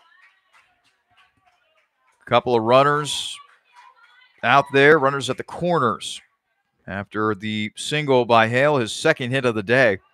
And now Will Wentz finds himself in some trouble here. Shadows starting to creep in a little bit here at Grady's Field as we are approaching 5:30 here in Xenia. It's turned out to be a gorgeous Sunday here in Southwest Ohio. Cloudy, a little rainy to begin the day, but now it's nice and comfortable. Wentz will now go to work against Addison Coffey. Wentz here wants to maintain his composure. He's in a bit of a jam here. He's been struggling a little bit, but he wants to stay composed, stay focused, and try to get a ground ball here. Coffey fouled out to the third baseman his last time up. He waits on a 1-0 pitch from Wentz. Here it comes. Curveball missing. 2-0 the count. Runners at the corners. Only one out here in the top half of the sixth in a 2-2 game between the Joes and the Scouts. This is game number 2 of the Young 2018 campaign. The pitch. And that is a strike. And that's where Wentz needs to live right there. He's been catching the corner a few times this inning, but he just caught it right there, and that's where he needs to live. The ump's been calling it all day. Infield, a double play depth for the Scouts. Outfield, playing Coffee straight away. 2-1 pitch. And that is a base hit into center field. Wentz nearly got that one, but instead it's going to be an RBI single for Addison Coffey. Now the Joes retake the lead by a count of 3-2.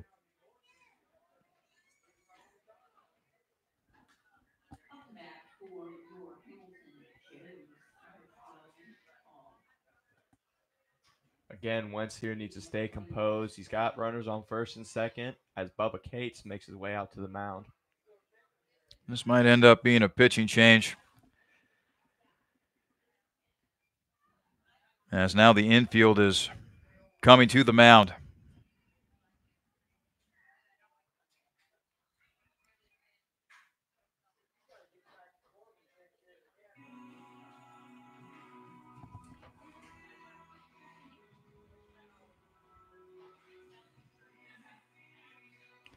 For right now, Coach Cates just talking with his team, trying to go over strategy as the Joes just recently have retaken the lead thanks to an RBI single by Addison Coffey. 3-2 the score in favor of the Joes. So far for the Joes today, 3 runs on 9 hits. They have committed an error in the field. Meanwhile, the Scouts, they got 2 runs on 5 hits. They have yet to commit an error in the field. So far in this game, Hamilton has left 3 men on base. And so far for Xenia, they have only left 1 man on base. And the Scouts here have a lot of options to get this second out of the inning here. The third, second, or first will do. Wentz just needs to stay composed up there. It's been a rough inning for him. It's been a rough outing, but he just needs to keep powering through. Wentz sets at the belt and delivers as he goes to work on Tyler Thaumann, the right fielder. Thaumann takes a strike. That was a good curveball by Wentz that time.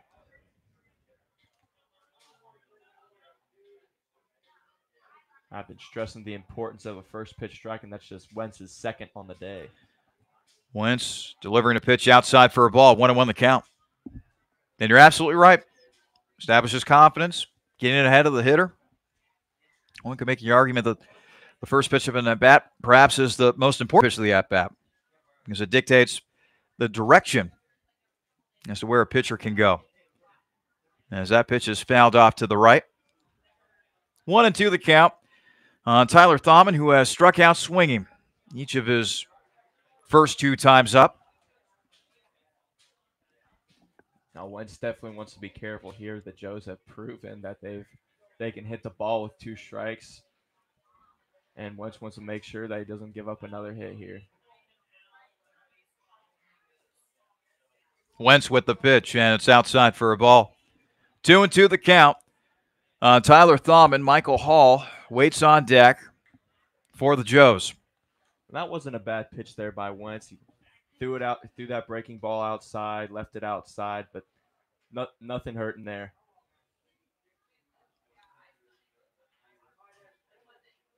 Two. That's up high for a ball. Throw to third, and they are going to get the runner at third. Joe's trying to double steal that time, but they're able to nail Hale at third base. 2 gone now.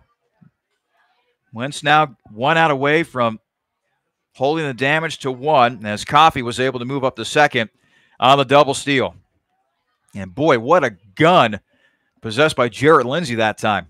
Yeah, Lindsey had very good pop time there and great throw down there. Third baseman was just waiting for the runner to get to him. Here comes the payoff pitch. That's just outside for a ball. And that was a rough call for Wentz right there. I thought he got him on that pitch right there. Very nice breaking ball there on the outside part of the plate. And that is going to be a walk.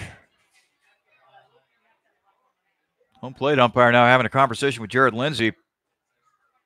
I don't know if the scoreboard might have gotten that wrong or what, but There was a little bit of a delay before Thaumann went down to first base.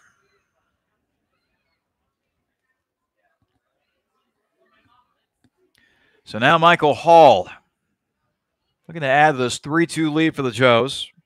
Hall with a couple of singles on the day. He's 2 for 2. And Wentz is able to pump a fastball in there for a called strike. 0-1 the count.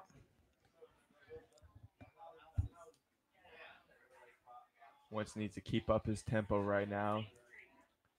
Keep this batter off balance. Pitch by Wentz.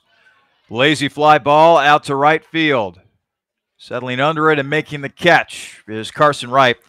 And that's that for the Joes in this inning. But a run does come across the plate. 1 run on 3 hits and a man left on base. We head to the bottom half of the 6th. It is Joes 3, Scouts 2. You're listening to Xenia Scouts Baseball here on the Xenia Scouts Radio Network.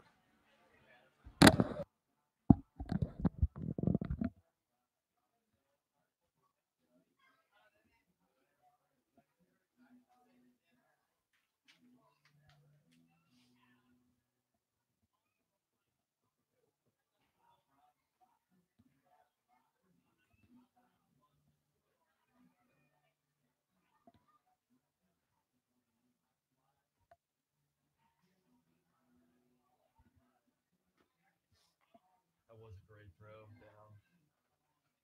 Yeah, he had a gun. Bill's just sitting there waiting for that runner to slide in. Yeah, is this the same guy still on the mound? Yep, 11. Looks like 11. Yep, Thacker. Yep. I remember he's 11. So Hamilton doesn't mess around with their starting pitchers. I mean, he's only thrown 27, 35, 43, 48 pitches. Yeah. He's thrown less pitches than Wentz just did. Wentz threw 50.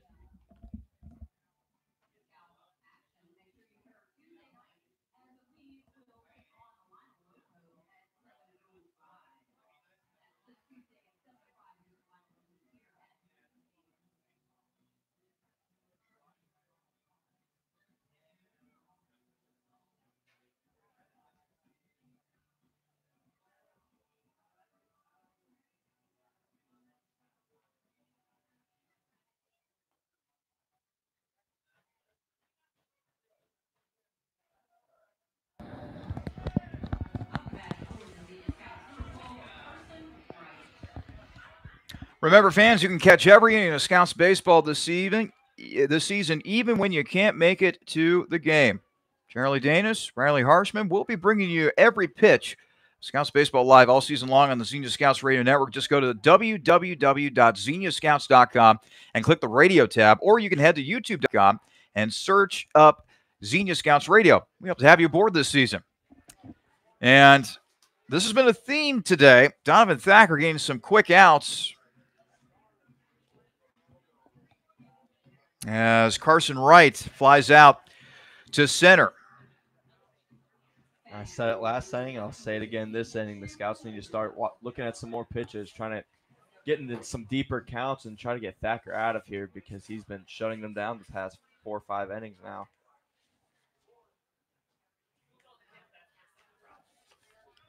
So after the fly out by Wright, that brings Chambers to the plate. Chandler Chambers. He takes a strike from Thacker. Chambers today reaching base via bunt single back in the 1st and then reached via fielder's choice back in the 3rd. Thacker with the pitch. That's down low for a ball. 1-1 the count. Yeah, Thacker really hasn't had to work all that hard on the mound today for the Joes. Did give up those couple of runs in the 1st, but boy, ever since then, it's been smooth sailing. It's a common theme for the Joes pitchers. That pitch swings and misses. Absolutely right. Middendorf got off to a rough start last night, but he was able to calm down. And just to give you an idea of how Thacker has really been bringing it these last couple innings, he has retired the Saints down 3 straight, the last 4 innings. Very impressive, and he's keeping that pitch count very low. As I mentioned, he's at just above 50 pitches now. Ball is down low to Chambers. 2-2 the count. And when you're not throwing that much and you got a good defense behind you, it's very easy to go up on that hill, have a lot of confidence, and get guys out.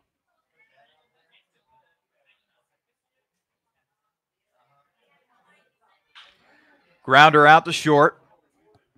Throw to first will be in time, as the throw from McConnell is true to the first baseman, Michael Hale. 6-3 put out. 2 gone now in the bottom half of the 6th, and with that out, how about this, Riley? Thacker has now retired the last 16 batters that he has faced. Woo! That's a very impressive line right there when you can, especially after a little bit of a rough first inning, you can retire 16 straight after giving up 2 runs. That's honing in after loss like that.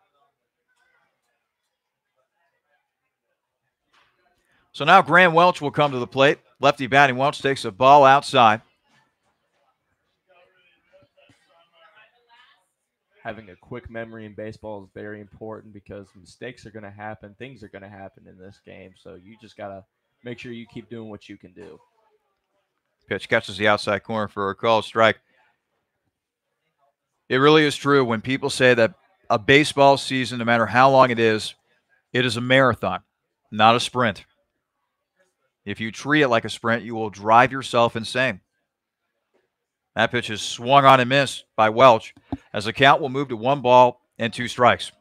You're exactly right, Charlie. And now what these scouts hitters need to do is start having a quick memory of their own. They've been struggling these past 5 innings, as you mentioned. They need to get something going at some point in this game.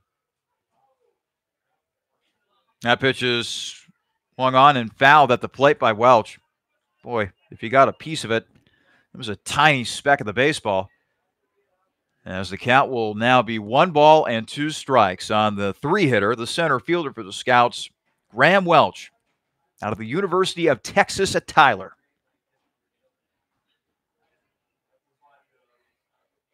The pitch, Welch swings and misses. He'll be tagged out by the catcher, Michael Hall, on the play, and yet another 1-2-3 inning by the right-hander, Thacker. We played 6 here in Xenia. The Joes leading the Scouts by a score of 3-2. You're listening to Xenia Scouts Baseball here on the Xenia Scouts Radio Network.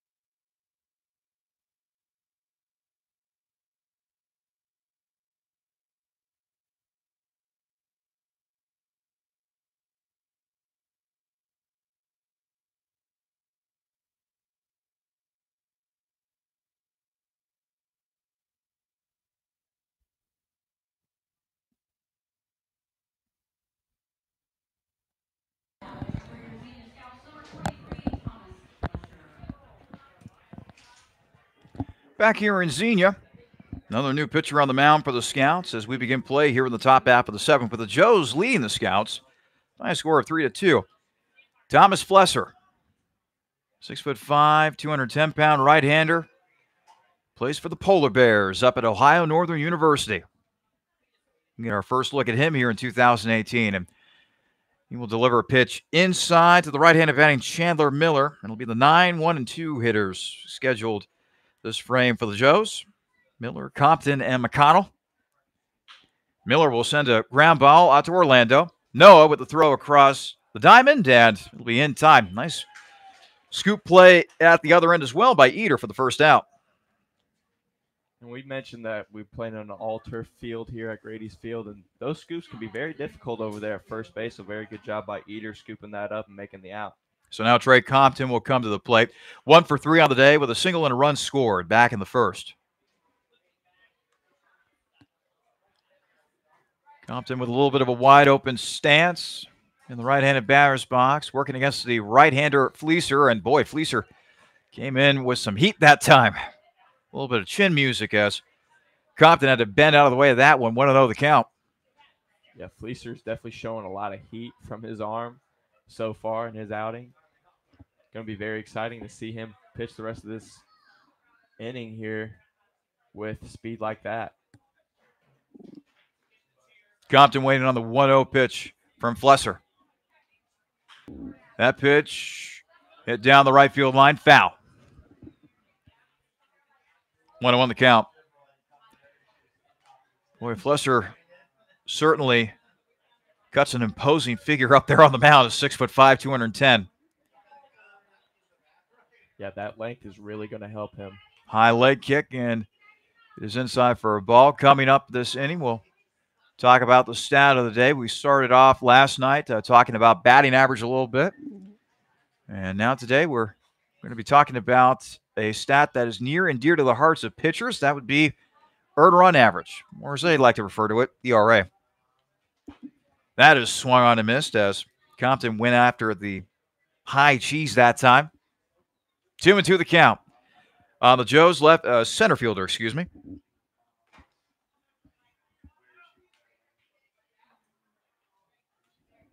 2-2 pitch. Down low for a ball, so now we'll go full 3-2. Justin McConnell waiting on deck for the Joes. And going back to our stat of the day, ERA is very important to pitchers. It just shows how efficient a pitcher is per 9 innings. 3-2 pitch. That's fouled back to the screen. So we'll do it again. Riley, how would you calculate earned run average? So how you calculate earned run average is you take the amount of earned runs a pitcher has to his name, you multiply that number by 9, and then the answer you get for that, you divide the number of innings pitched the pitcher has thrown. And that is how you get earned run average.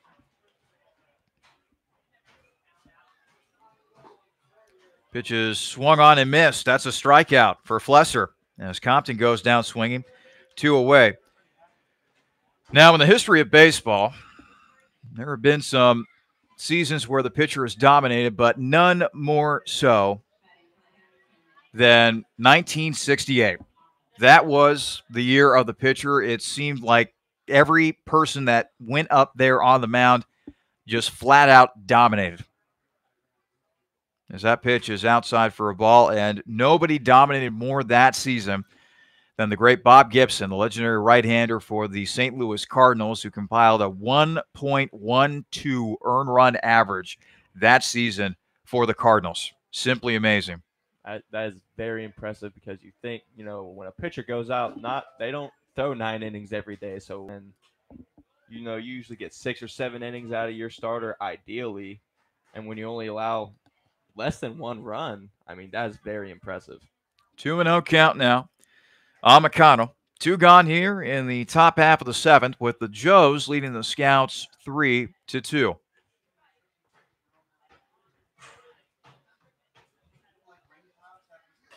Pitch is up high for a ball. Now, Riley, let me ask you something. In this day and age of baseball, where home runs are being popped out of the yard seemingly every single day, where the offensive numbers are up, what would you consider a respectable earned run average? And I'll let you answer after this pitch, as that is taken for a strike. An acceptable earned run average for just the average starter in the MLB, I would say anywhere between 3 and 3.5. You don't want to get up to the 4 because that can get out of hand because, like I said, the higher you get, The Fly pit, ball down the right field line, and just missing the catch that time was Carson Wright. Luckily, that was in foul territory, so we'll go full 3-2 the McConnell. Go ahead. but as that number gets higher for the per 9 innings, like I said, a pitcher doesn't always throw 9 innings in a game. Usually, never doesn't happen too often. A complete game. So the higher that number gets, and the less innings you're throwing, those numbers add up. And so 3 to 3.5 is a pretty solid basis for a good earned run average. So now a payoff pitch coming to McConnell. 3-2 count, 2 outs. McConnell takes a pitch inside for a ball. So McConnell able to coax a 2-out walk from Flesser. Of course, after that legendary 1968 season, they lowered the mound. They wanted to see more offense in the game, higher batting averages. I mean, let's face it, pitching wins you championships, but the logic goes that in order to sell tickets, you want to see runs. You want to see home runs. You want to see big offensive numbers. That's what makes the game exciting. As the saying goes, chicks dig the long ball. Yep. Pitch inside for a ball as Hamilton stands in with a couple of hits to his credit. 2 for 3 on the day.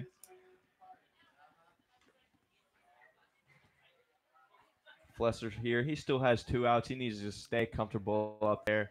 That runner on first doesn't mean too much as long as he doesn't allow anything more this inning. And this might be his last inning of work, too, because a couple of right-handers are working furiously in the bullpen for the Scouts at the moment.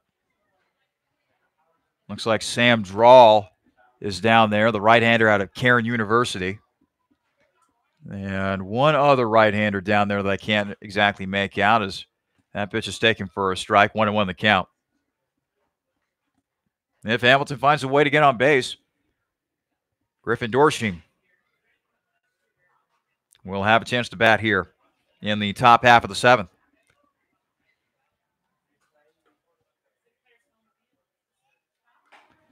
Pitch up high. So now the count moves to 2 balls and 1 strike. And Tuttle over there at second, positioned very well for the left-handed batter. He's deepened up a lot. I've seen a lot of CNI singles here from the Joes, hitting those gaps in the infield. So Coach Cage trying to position his infield where those gaps get closed.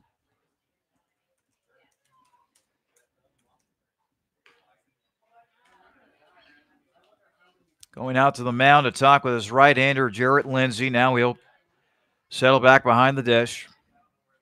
Talking strategy momentarily with the Ohio Northern right-hander, Thomas Flesser.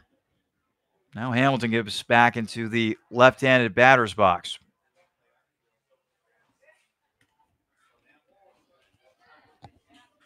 Two-one pitch. In there for a call strike. 2-2 the count. McConnell still sitting over there at first. He'll take his lead off of first. Meanwhile, Flesser, he's just wanting to get this inning over with and done and allow his mates to get back to the bat rack. Flesser's done a very good job with commanding with his fastball. I think he's going to have to do that here to end this batter. 2-2 pitch, swung on and missed. Strike 3. Flesser puts Hamilton down on strikes, and that's the end of the inning for the Joes. No runs, no hits, 1 man left. It's stretch time here at Grady's Field as we head to the bottom half of the 7th. It is Hamilton 3, Xenia 2. You're listening to Xenia Scouts Baseball here on the Xenia Scouts Radio Network.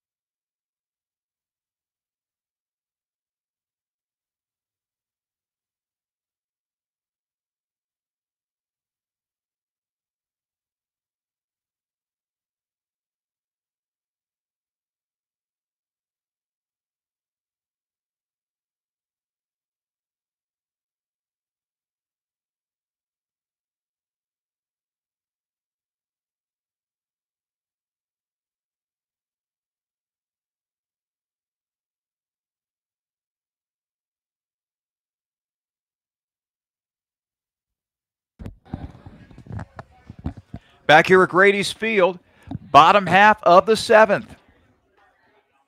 It is Joe's 3, Scouts 2. Xenia looking to put a rally together here. Caleb Beater leading things off for the Scouts, and he will take a strike from the Hamilton right-hander, Donovan Thacker. And boy, Thacker's pitch count right where you want it to be, Riley. Yeah, he just threw his 60th pitch here in the 7th inning. I mean, that's very impressive. That's averaging less than 10 pitches an inning, which is way more than you should be able to ask for. Another strike thrown by Thacker, and now Eater is quickly in an 0-2 hole. Caleb Eater plays his college ball at Indiana Wesleyan University. So that pitch is outside for a ball. Eater had a chance to play at Wright State here in the Dayton area, but unfortunately a injury he suffered in high school led Wright State to pull his scholarship from him. Instead found his way to Indiana Wesleyan University, and as he fouls that off to the right, we're talking about this last night, the old saying, things happen for a reason. Yep. Goes to Indiana Wesleyan, gets some playing time, and he meets his wife there.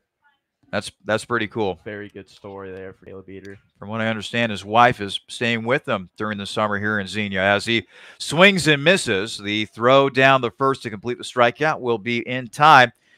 Another strikeout for Thacker, who continues to rack those up. Let's see here. That is now 1, 2, make it 3 on the day for the Hamilton right-hander. So now Connor Regan will come to the plate.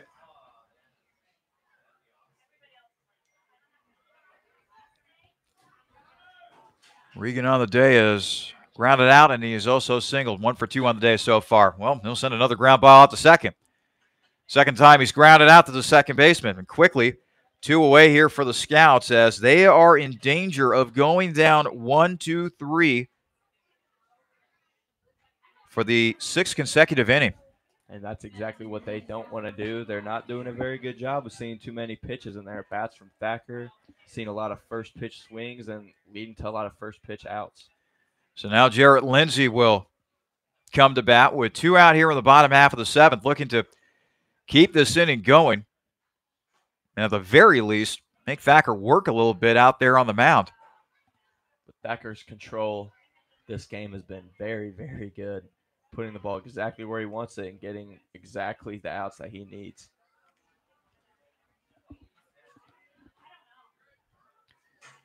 Lindsay back in the batter's box, waiting on the 0-1 from Donovan Thacker. Here it comes. That pitch is up high for a ball. 1-1 the count. Ben Bills waits on deck for the Scouts. He's hoping to have a chance to bat this inning. Perhaps put the feet of Thacker to the fire.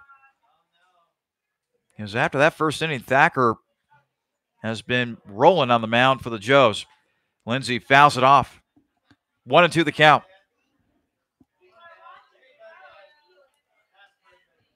Lindsay still looking for his first hit, by the way, too. He's 0 for 2 on the day.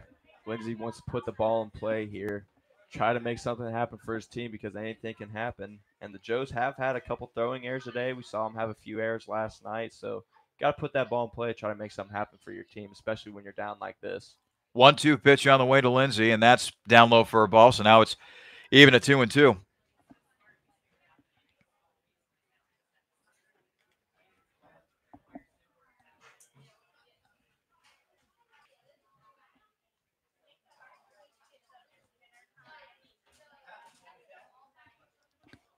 Lindsay waiting on the 2-2 pitch from Thacker. Thacker now kicks and deals.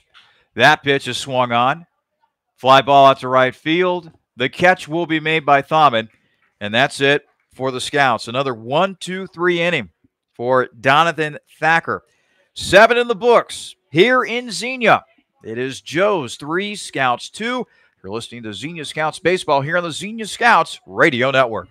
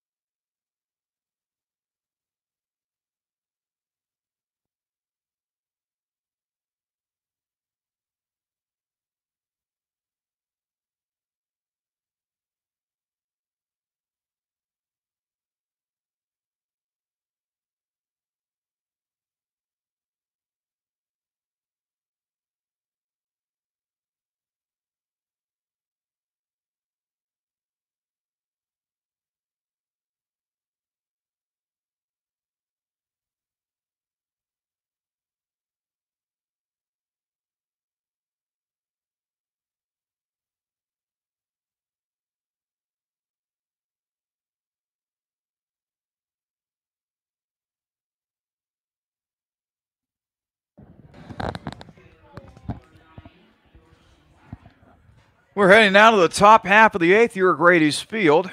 Hamilton leading Xenia 3-2. Griffin Dorshing heading to the batter's box for the Joes. Taking on the Xenia right-hander, Thomas Flesser, polar bear from Ohio Northern University. Flesser rocks and deals, and Dorshing sends a jolt into this one. Deep left center. Going back, making the catch, as well as Graham Welch. Boy, Dorshing put a lot of oomph behind that swing, and Welch doing a nice job of tracking that ball. He was on the warning track making that catch. That is a long out number one. Welch there getting a great jump off the ball.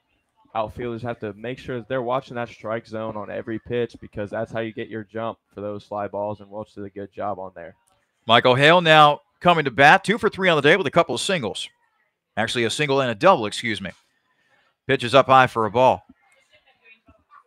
And during this inning, we'll get you updated with scores around the college baseball season. World Series Super Regionals at the Division I level. That's outside for a ball. There's actually one final to report. Auburn eking by Florida by a score of 3-2.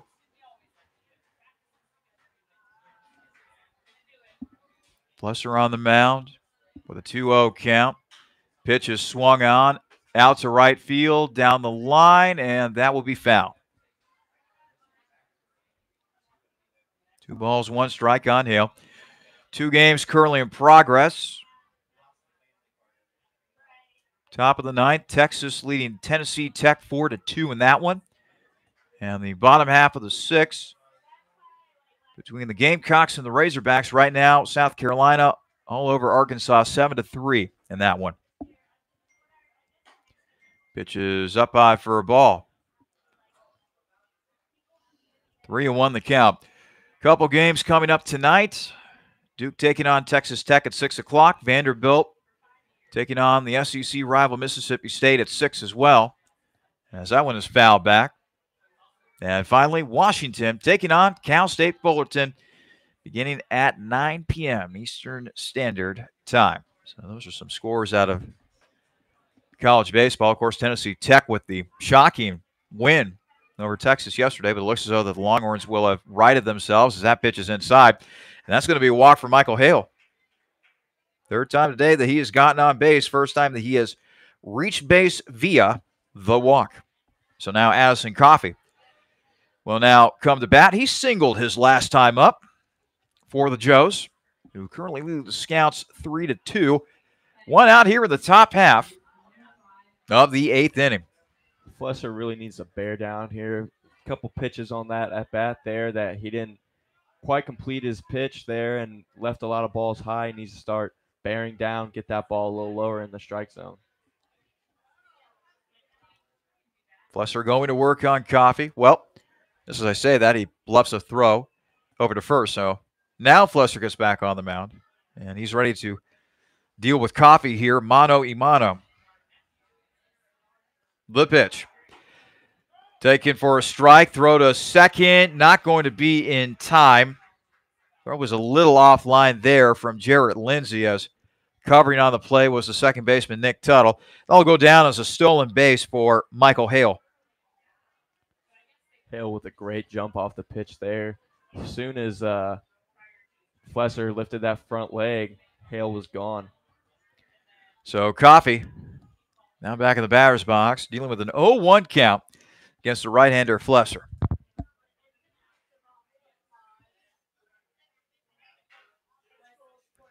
And Flesser will now step off the mound. Okay, Riley, I cannot take my eyes off of Coffey's shoes. Do you see how those gold shoes are just sparkling in the sunlight? Those are pretty impressive. Those are some very nice cleats right there. Got some nice spikes with the gold and black. 0-1 count, and Coffey takes a big swing and a miss at that one. 0-2 the count. I mean, those things are so bright, you can probably see them from outer space. Oh, yeah. Especially with the sun shining on them on a nice day like this here in Xenia. 0-2 count on Addison Coffey. Had a solo homer last night for the Joes, and he's gotten on base a couple times today for Hamilton. Flesser doing a good job at keeping Hale over there honest at second. Doesn't want him to get too far off because the base hit could score him. 0-2 pitch inside to Coffey. So now the count will move to 1 ball and 2 strikes.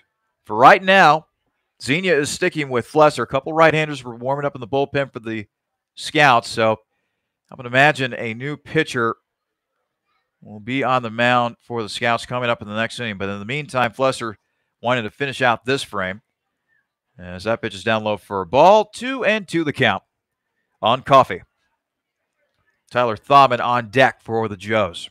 Flesser showed a lot better control with that fastball in his first frame than he is now, but he needs to get back to what he was doing in that last inning.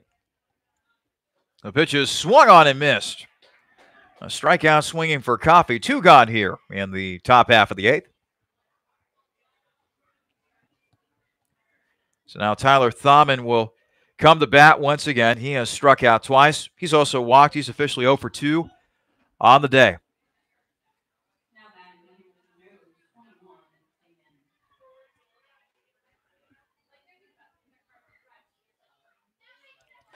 Pitch is up high for a ball. 1-0 the count.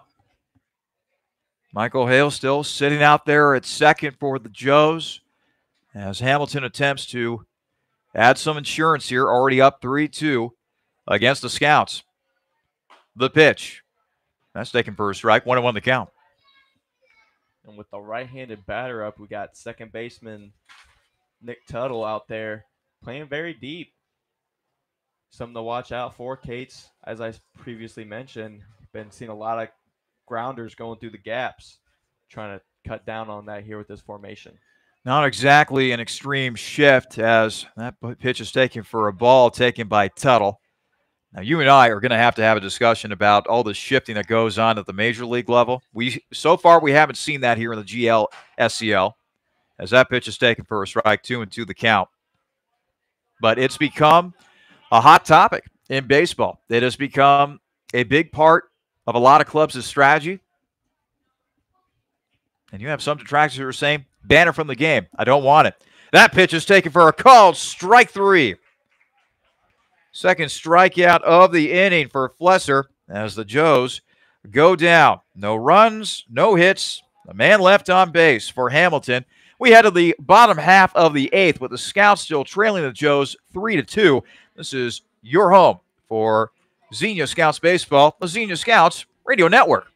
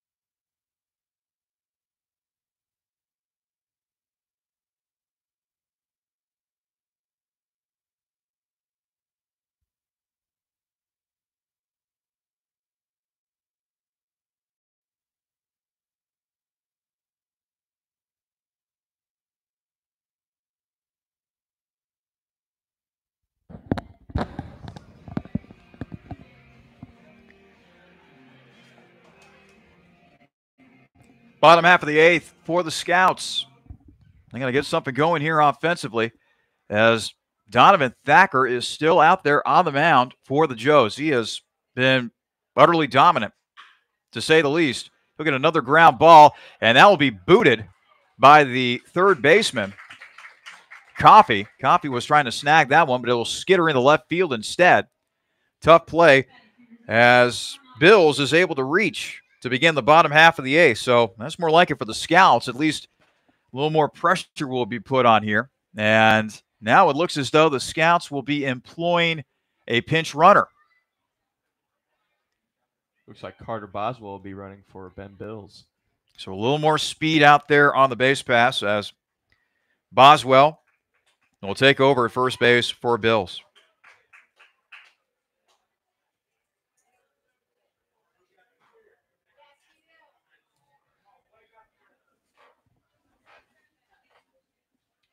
You know, going back to that bat Ben Bills just had, he swung on the first pitch, and Thacker got the ground ball he wanted. Third baseman was unable to make the play. And Scouts got something going here. Finally got a base runner. So now Nick Tuttle will come to the plate. Well, this is a change that Xenia has been waiting for today because, boy, up until that point, it had been 6 straight innings of going down 1-2-3 against Thacker. There's a bunt up the first baseline. That'll do the job right there as Boswell moves to second on the play. It'll be a 3-4 put out for Tuttle, laying down a successful sacrifice bunt. And now all of a sudden, the tying run is in scoring position with only one gone.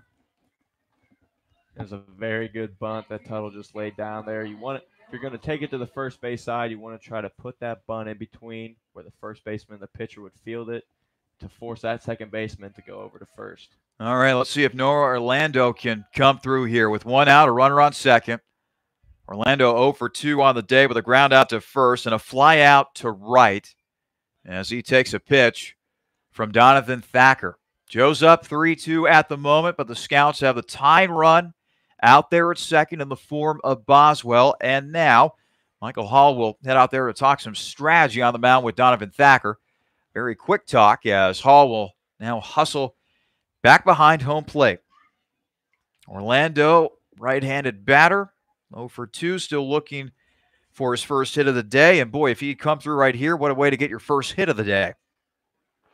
And Hall and Thacker here with that mound visit. They both recognize what Boswell represents there on second as a possible tying run. 1-0 pitch taken for a called strike.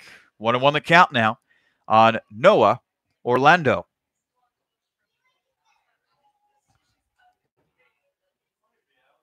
But Thacker definitely wants to keep focusing on pitching. He's done a very good job of getting the Scouts out here. Orlando will now take a pitch inside as Thacker missed with the fastball. 2-1 the count on the Xenia shortstop. Carson Wright waiting on deck for the Scouts.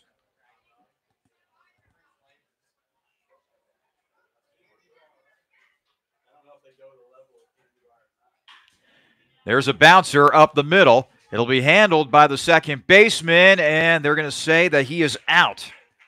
Orlando busting it down the first base line, but instead it's a 4-3 ground out. So 2 away. Bills does move up to third on the play, so let's see if the Scouts can get a little 2-out magic here from Carson Wright, the right fielder. He's reached base a couple times, reached via a error on the shortstop, back in the first, singled back in the third, and then flew out to center back in the sixth. Orlando doing a good job there, putting the ball in play. It's what he needed to do with that runner on base. You know, we say got to do a job when you go up there, and he did a job moving that runner to third. Now that tying run's only 90 feet away from home. Right, the left-handed batter. Grounder to short. Right with great speed. The throw to first, and oh, they just got him by a whisker. Wright cannot believe it, but somehow, some way, the play made by Justin McConnell as he's able to nip Wright for the final out of the frame. So in the end, the Scouts come up short that inning. No runs, 1 hit. They leave a man on third. As we head to the top half of the ninth, it is still Hamilton 3, Xenia 2. This is your home for Xenia Scouts Baseball, the Xenia Scouts Radio Network.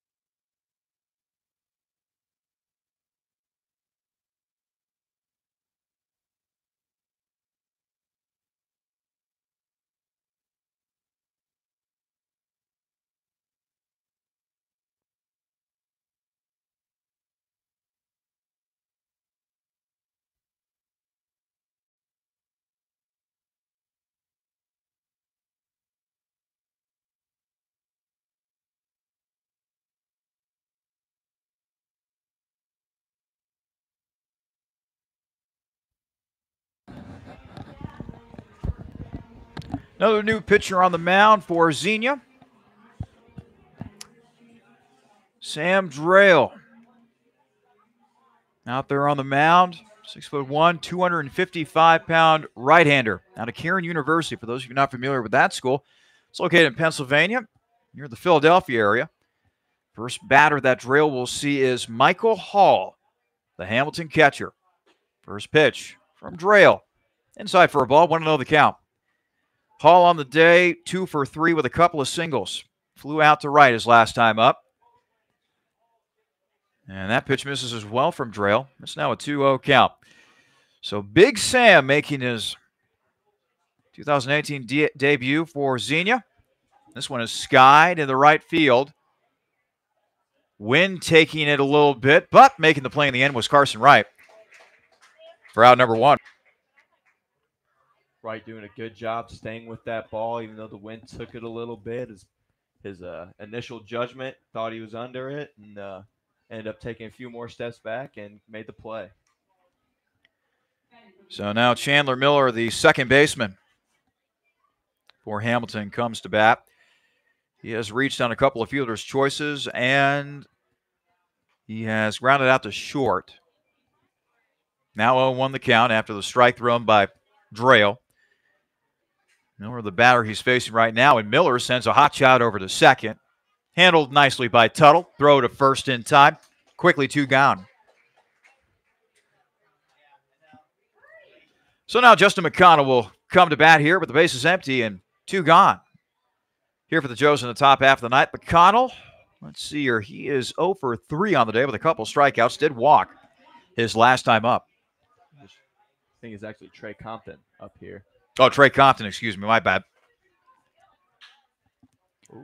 Compton with a fly ball, and the catch not made by Wright that time. This will be extra bases for Compton, so Compton will speed his way into second.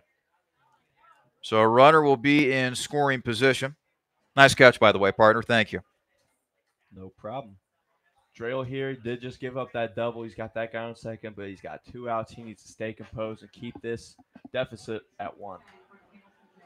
So now McConnell comes to bat. Now McConnell. McConnell, right-handed batter against the right-hander Drayle. Drayle with the pitch. This is grounded. It's a hot shot. Orlando barehanding, and that is over the first baseman's head. The run will come in to score as a result, as advancing on McConnell was McConnell to second. Coming in to score is Compton. It's now a 4-2 lead for the Joes.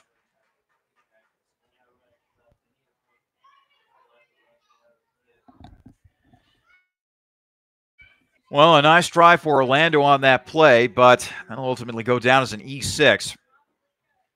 Yeah, Orlando doing everything right on that play. That slow chopper, he charged it, he grabbed it with his bare hand to miss that transition from the gloves.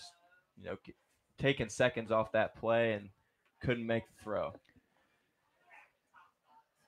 So now Chris Hamilton will come to bat for the Joes. Hamilton will foul it off to the left. Hamilton has singled and scored, struck out swinging. Singled and scored, struck out swinging. So he's officially 2 for 4 on the day.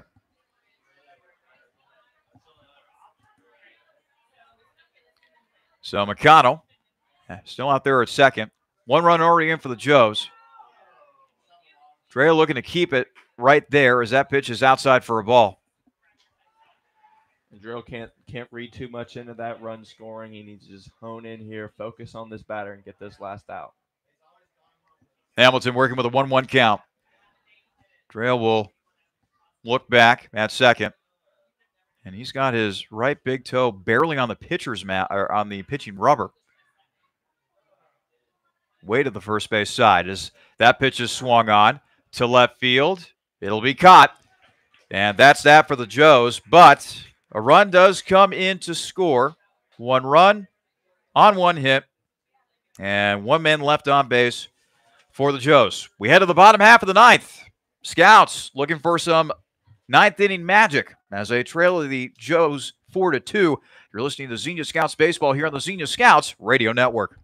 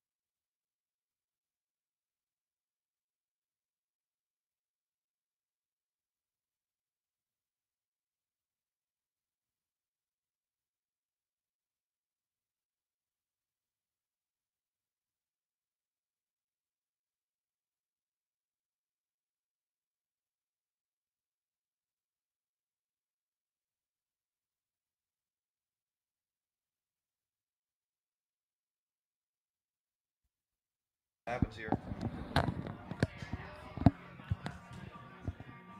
Getting set for the bottom half of the ninth, and the Scouts, they have some work to do as they trail Hamilton by a score of 4-2. Chandler Chambers will now come up. He is 1 for 3 on the day with a bunt single back in the first inning. Chambers, Welch, Eater, the scheduled batters for the Scouts. And when you know it, Donathan Thacker is still out there on the mound for the Joes. And why not? He has pitched a whale of a game today as Thacker delivers a first pitch strike to Chambers. And Thacker's just done everything right that a pitcher needs to do right. He's throwing first pitch strikes everywhere. Only not throwing too many pitches per at bat. Threw 7 pitches after facing 4 hitters last inning. I mean, he's just on one today. That pitch is outside for a ball. To this point, Thacker's only given up 2 runs on 5 hits. Not a lot of strikeouts in this game. Only 3 on the day for Thacker, but he's been able to get a lot of ground balls here at Grady's Field so far today. 1-1 pitch. That is fouled off, and that might have gotten a piece of the home plate umpire as well, as he will now walk around. He'll walk towards the pitcher's mound just to try to shake that one off a little bit. And speaking on Thacker's day today, what a lot of coaches at the high school and college level will preach to their pitchers is pitch to contact. You know, you're not trying to just get everybody out by yourself. You got 8 people behind you helping you out get these outs. And that's exactly what Thacker's done today.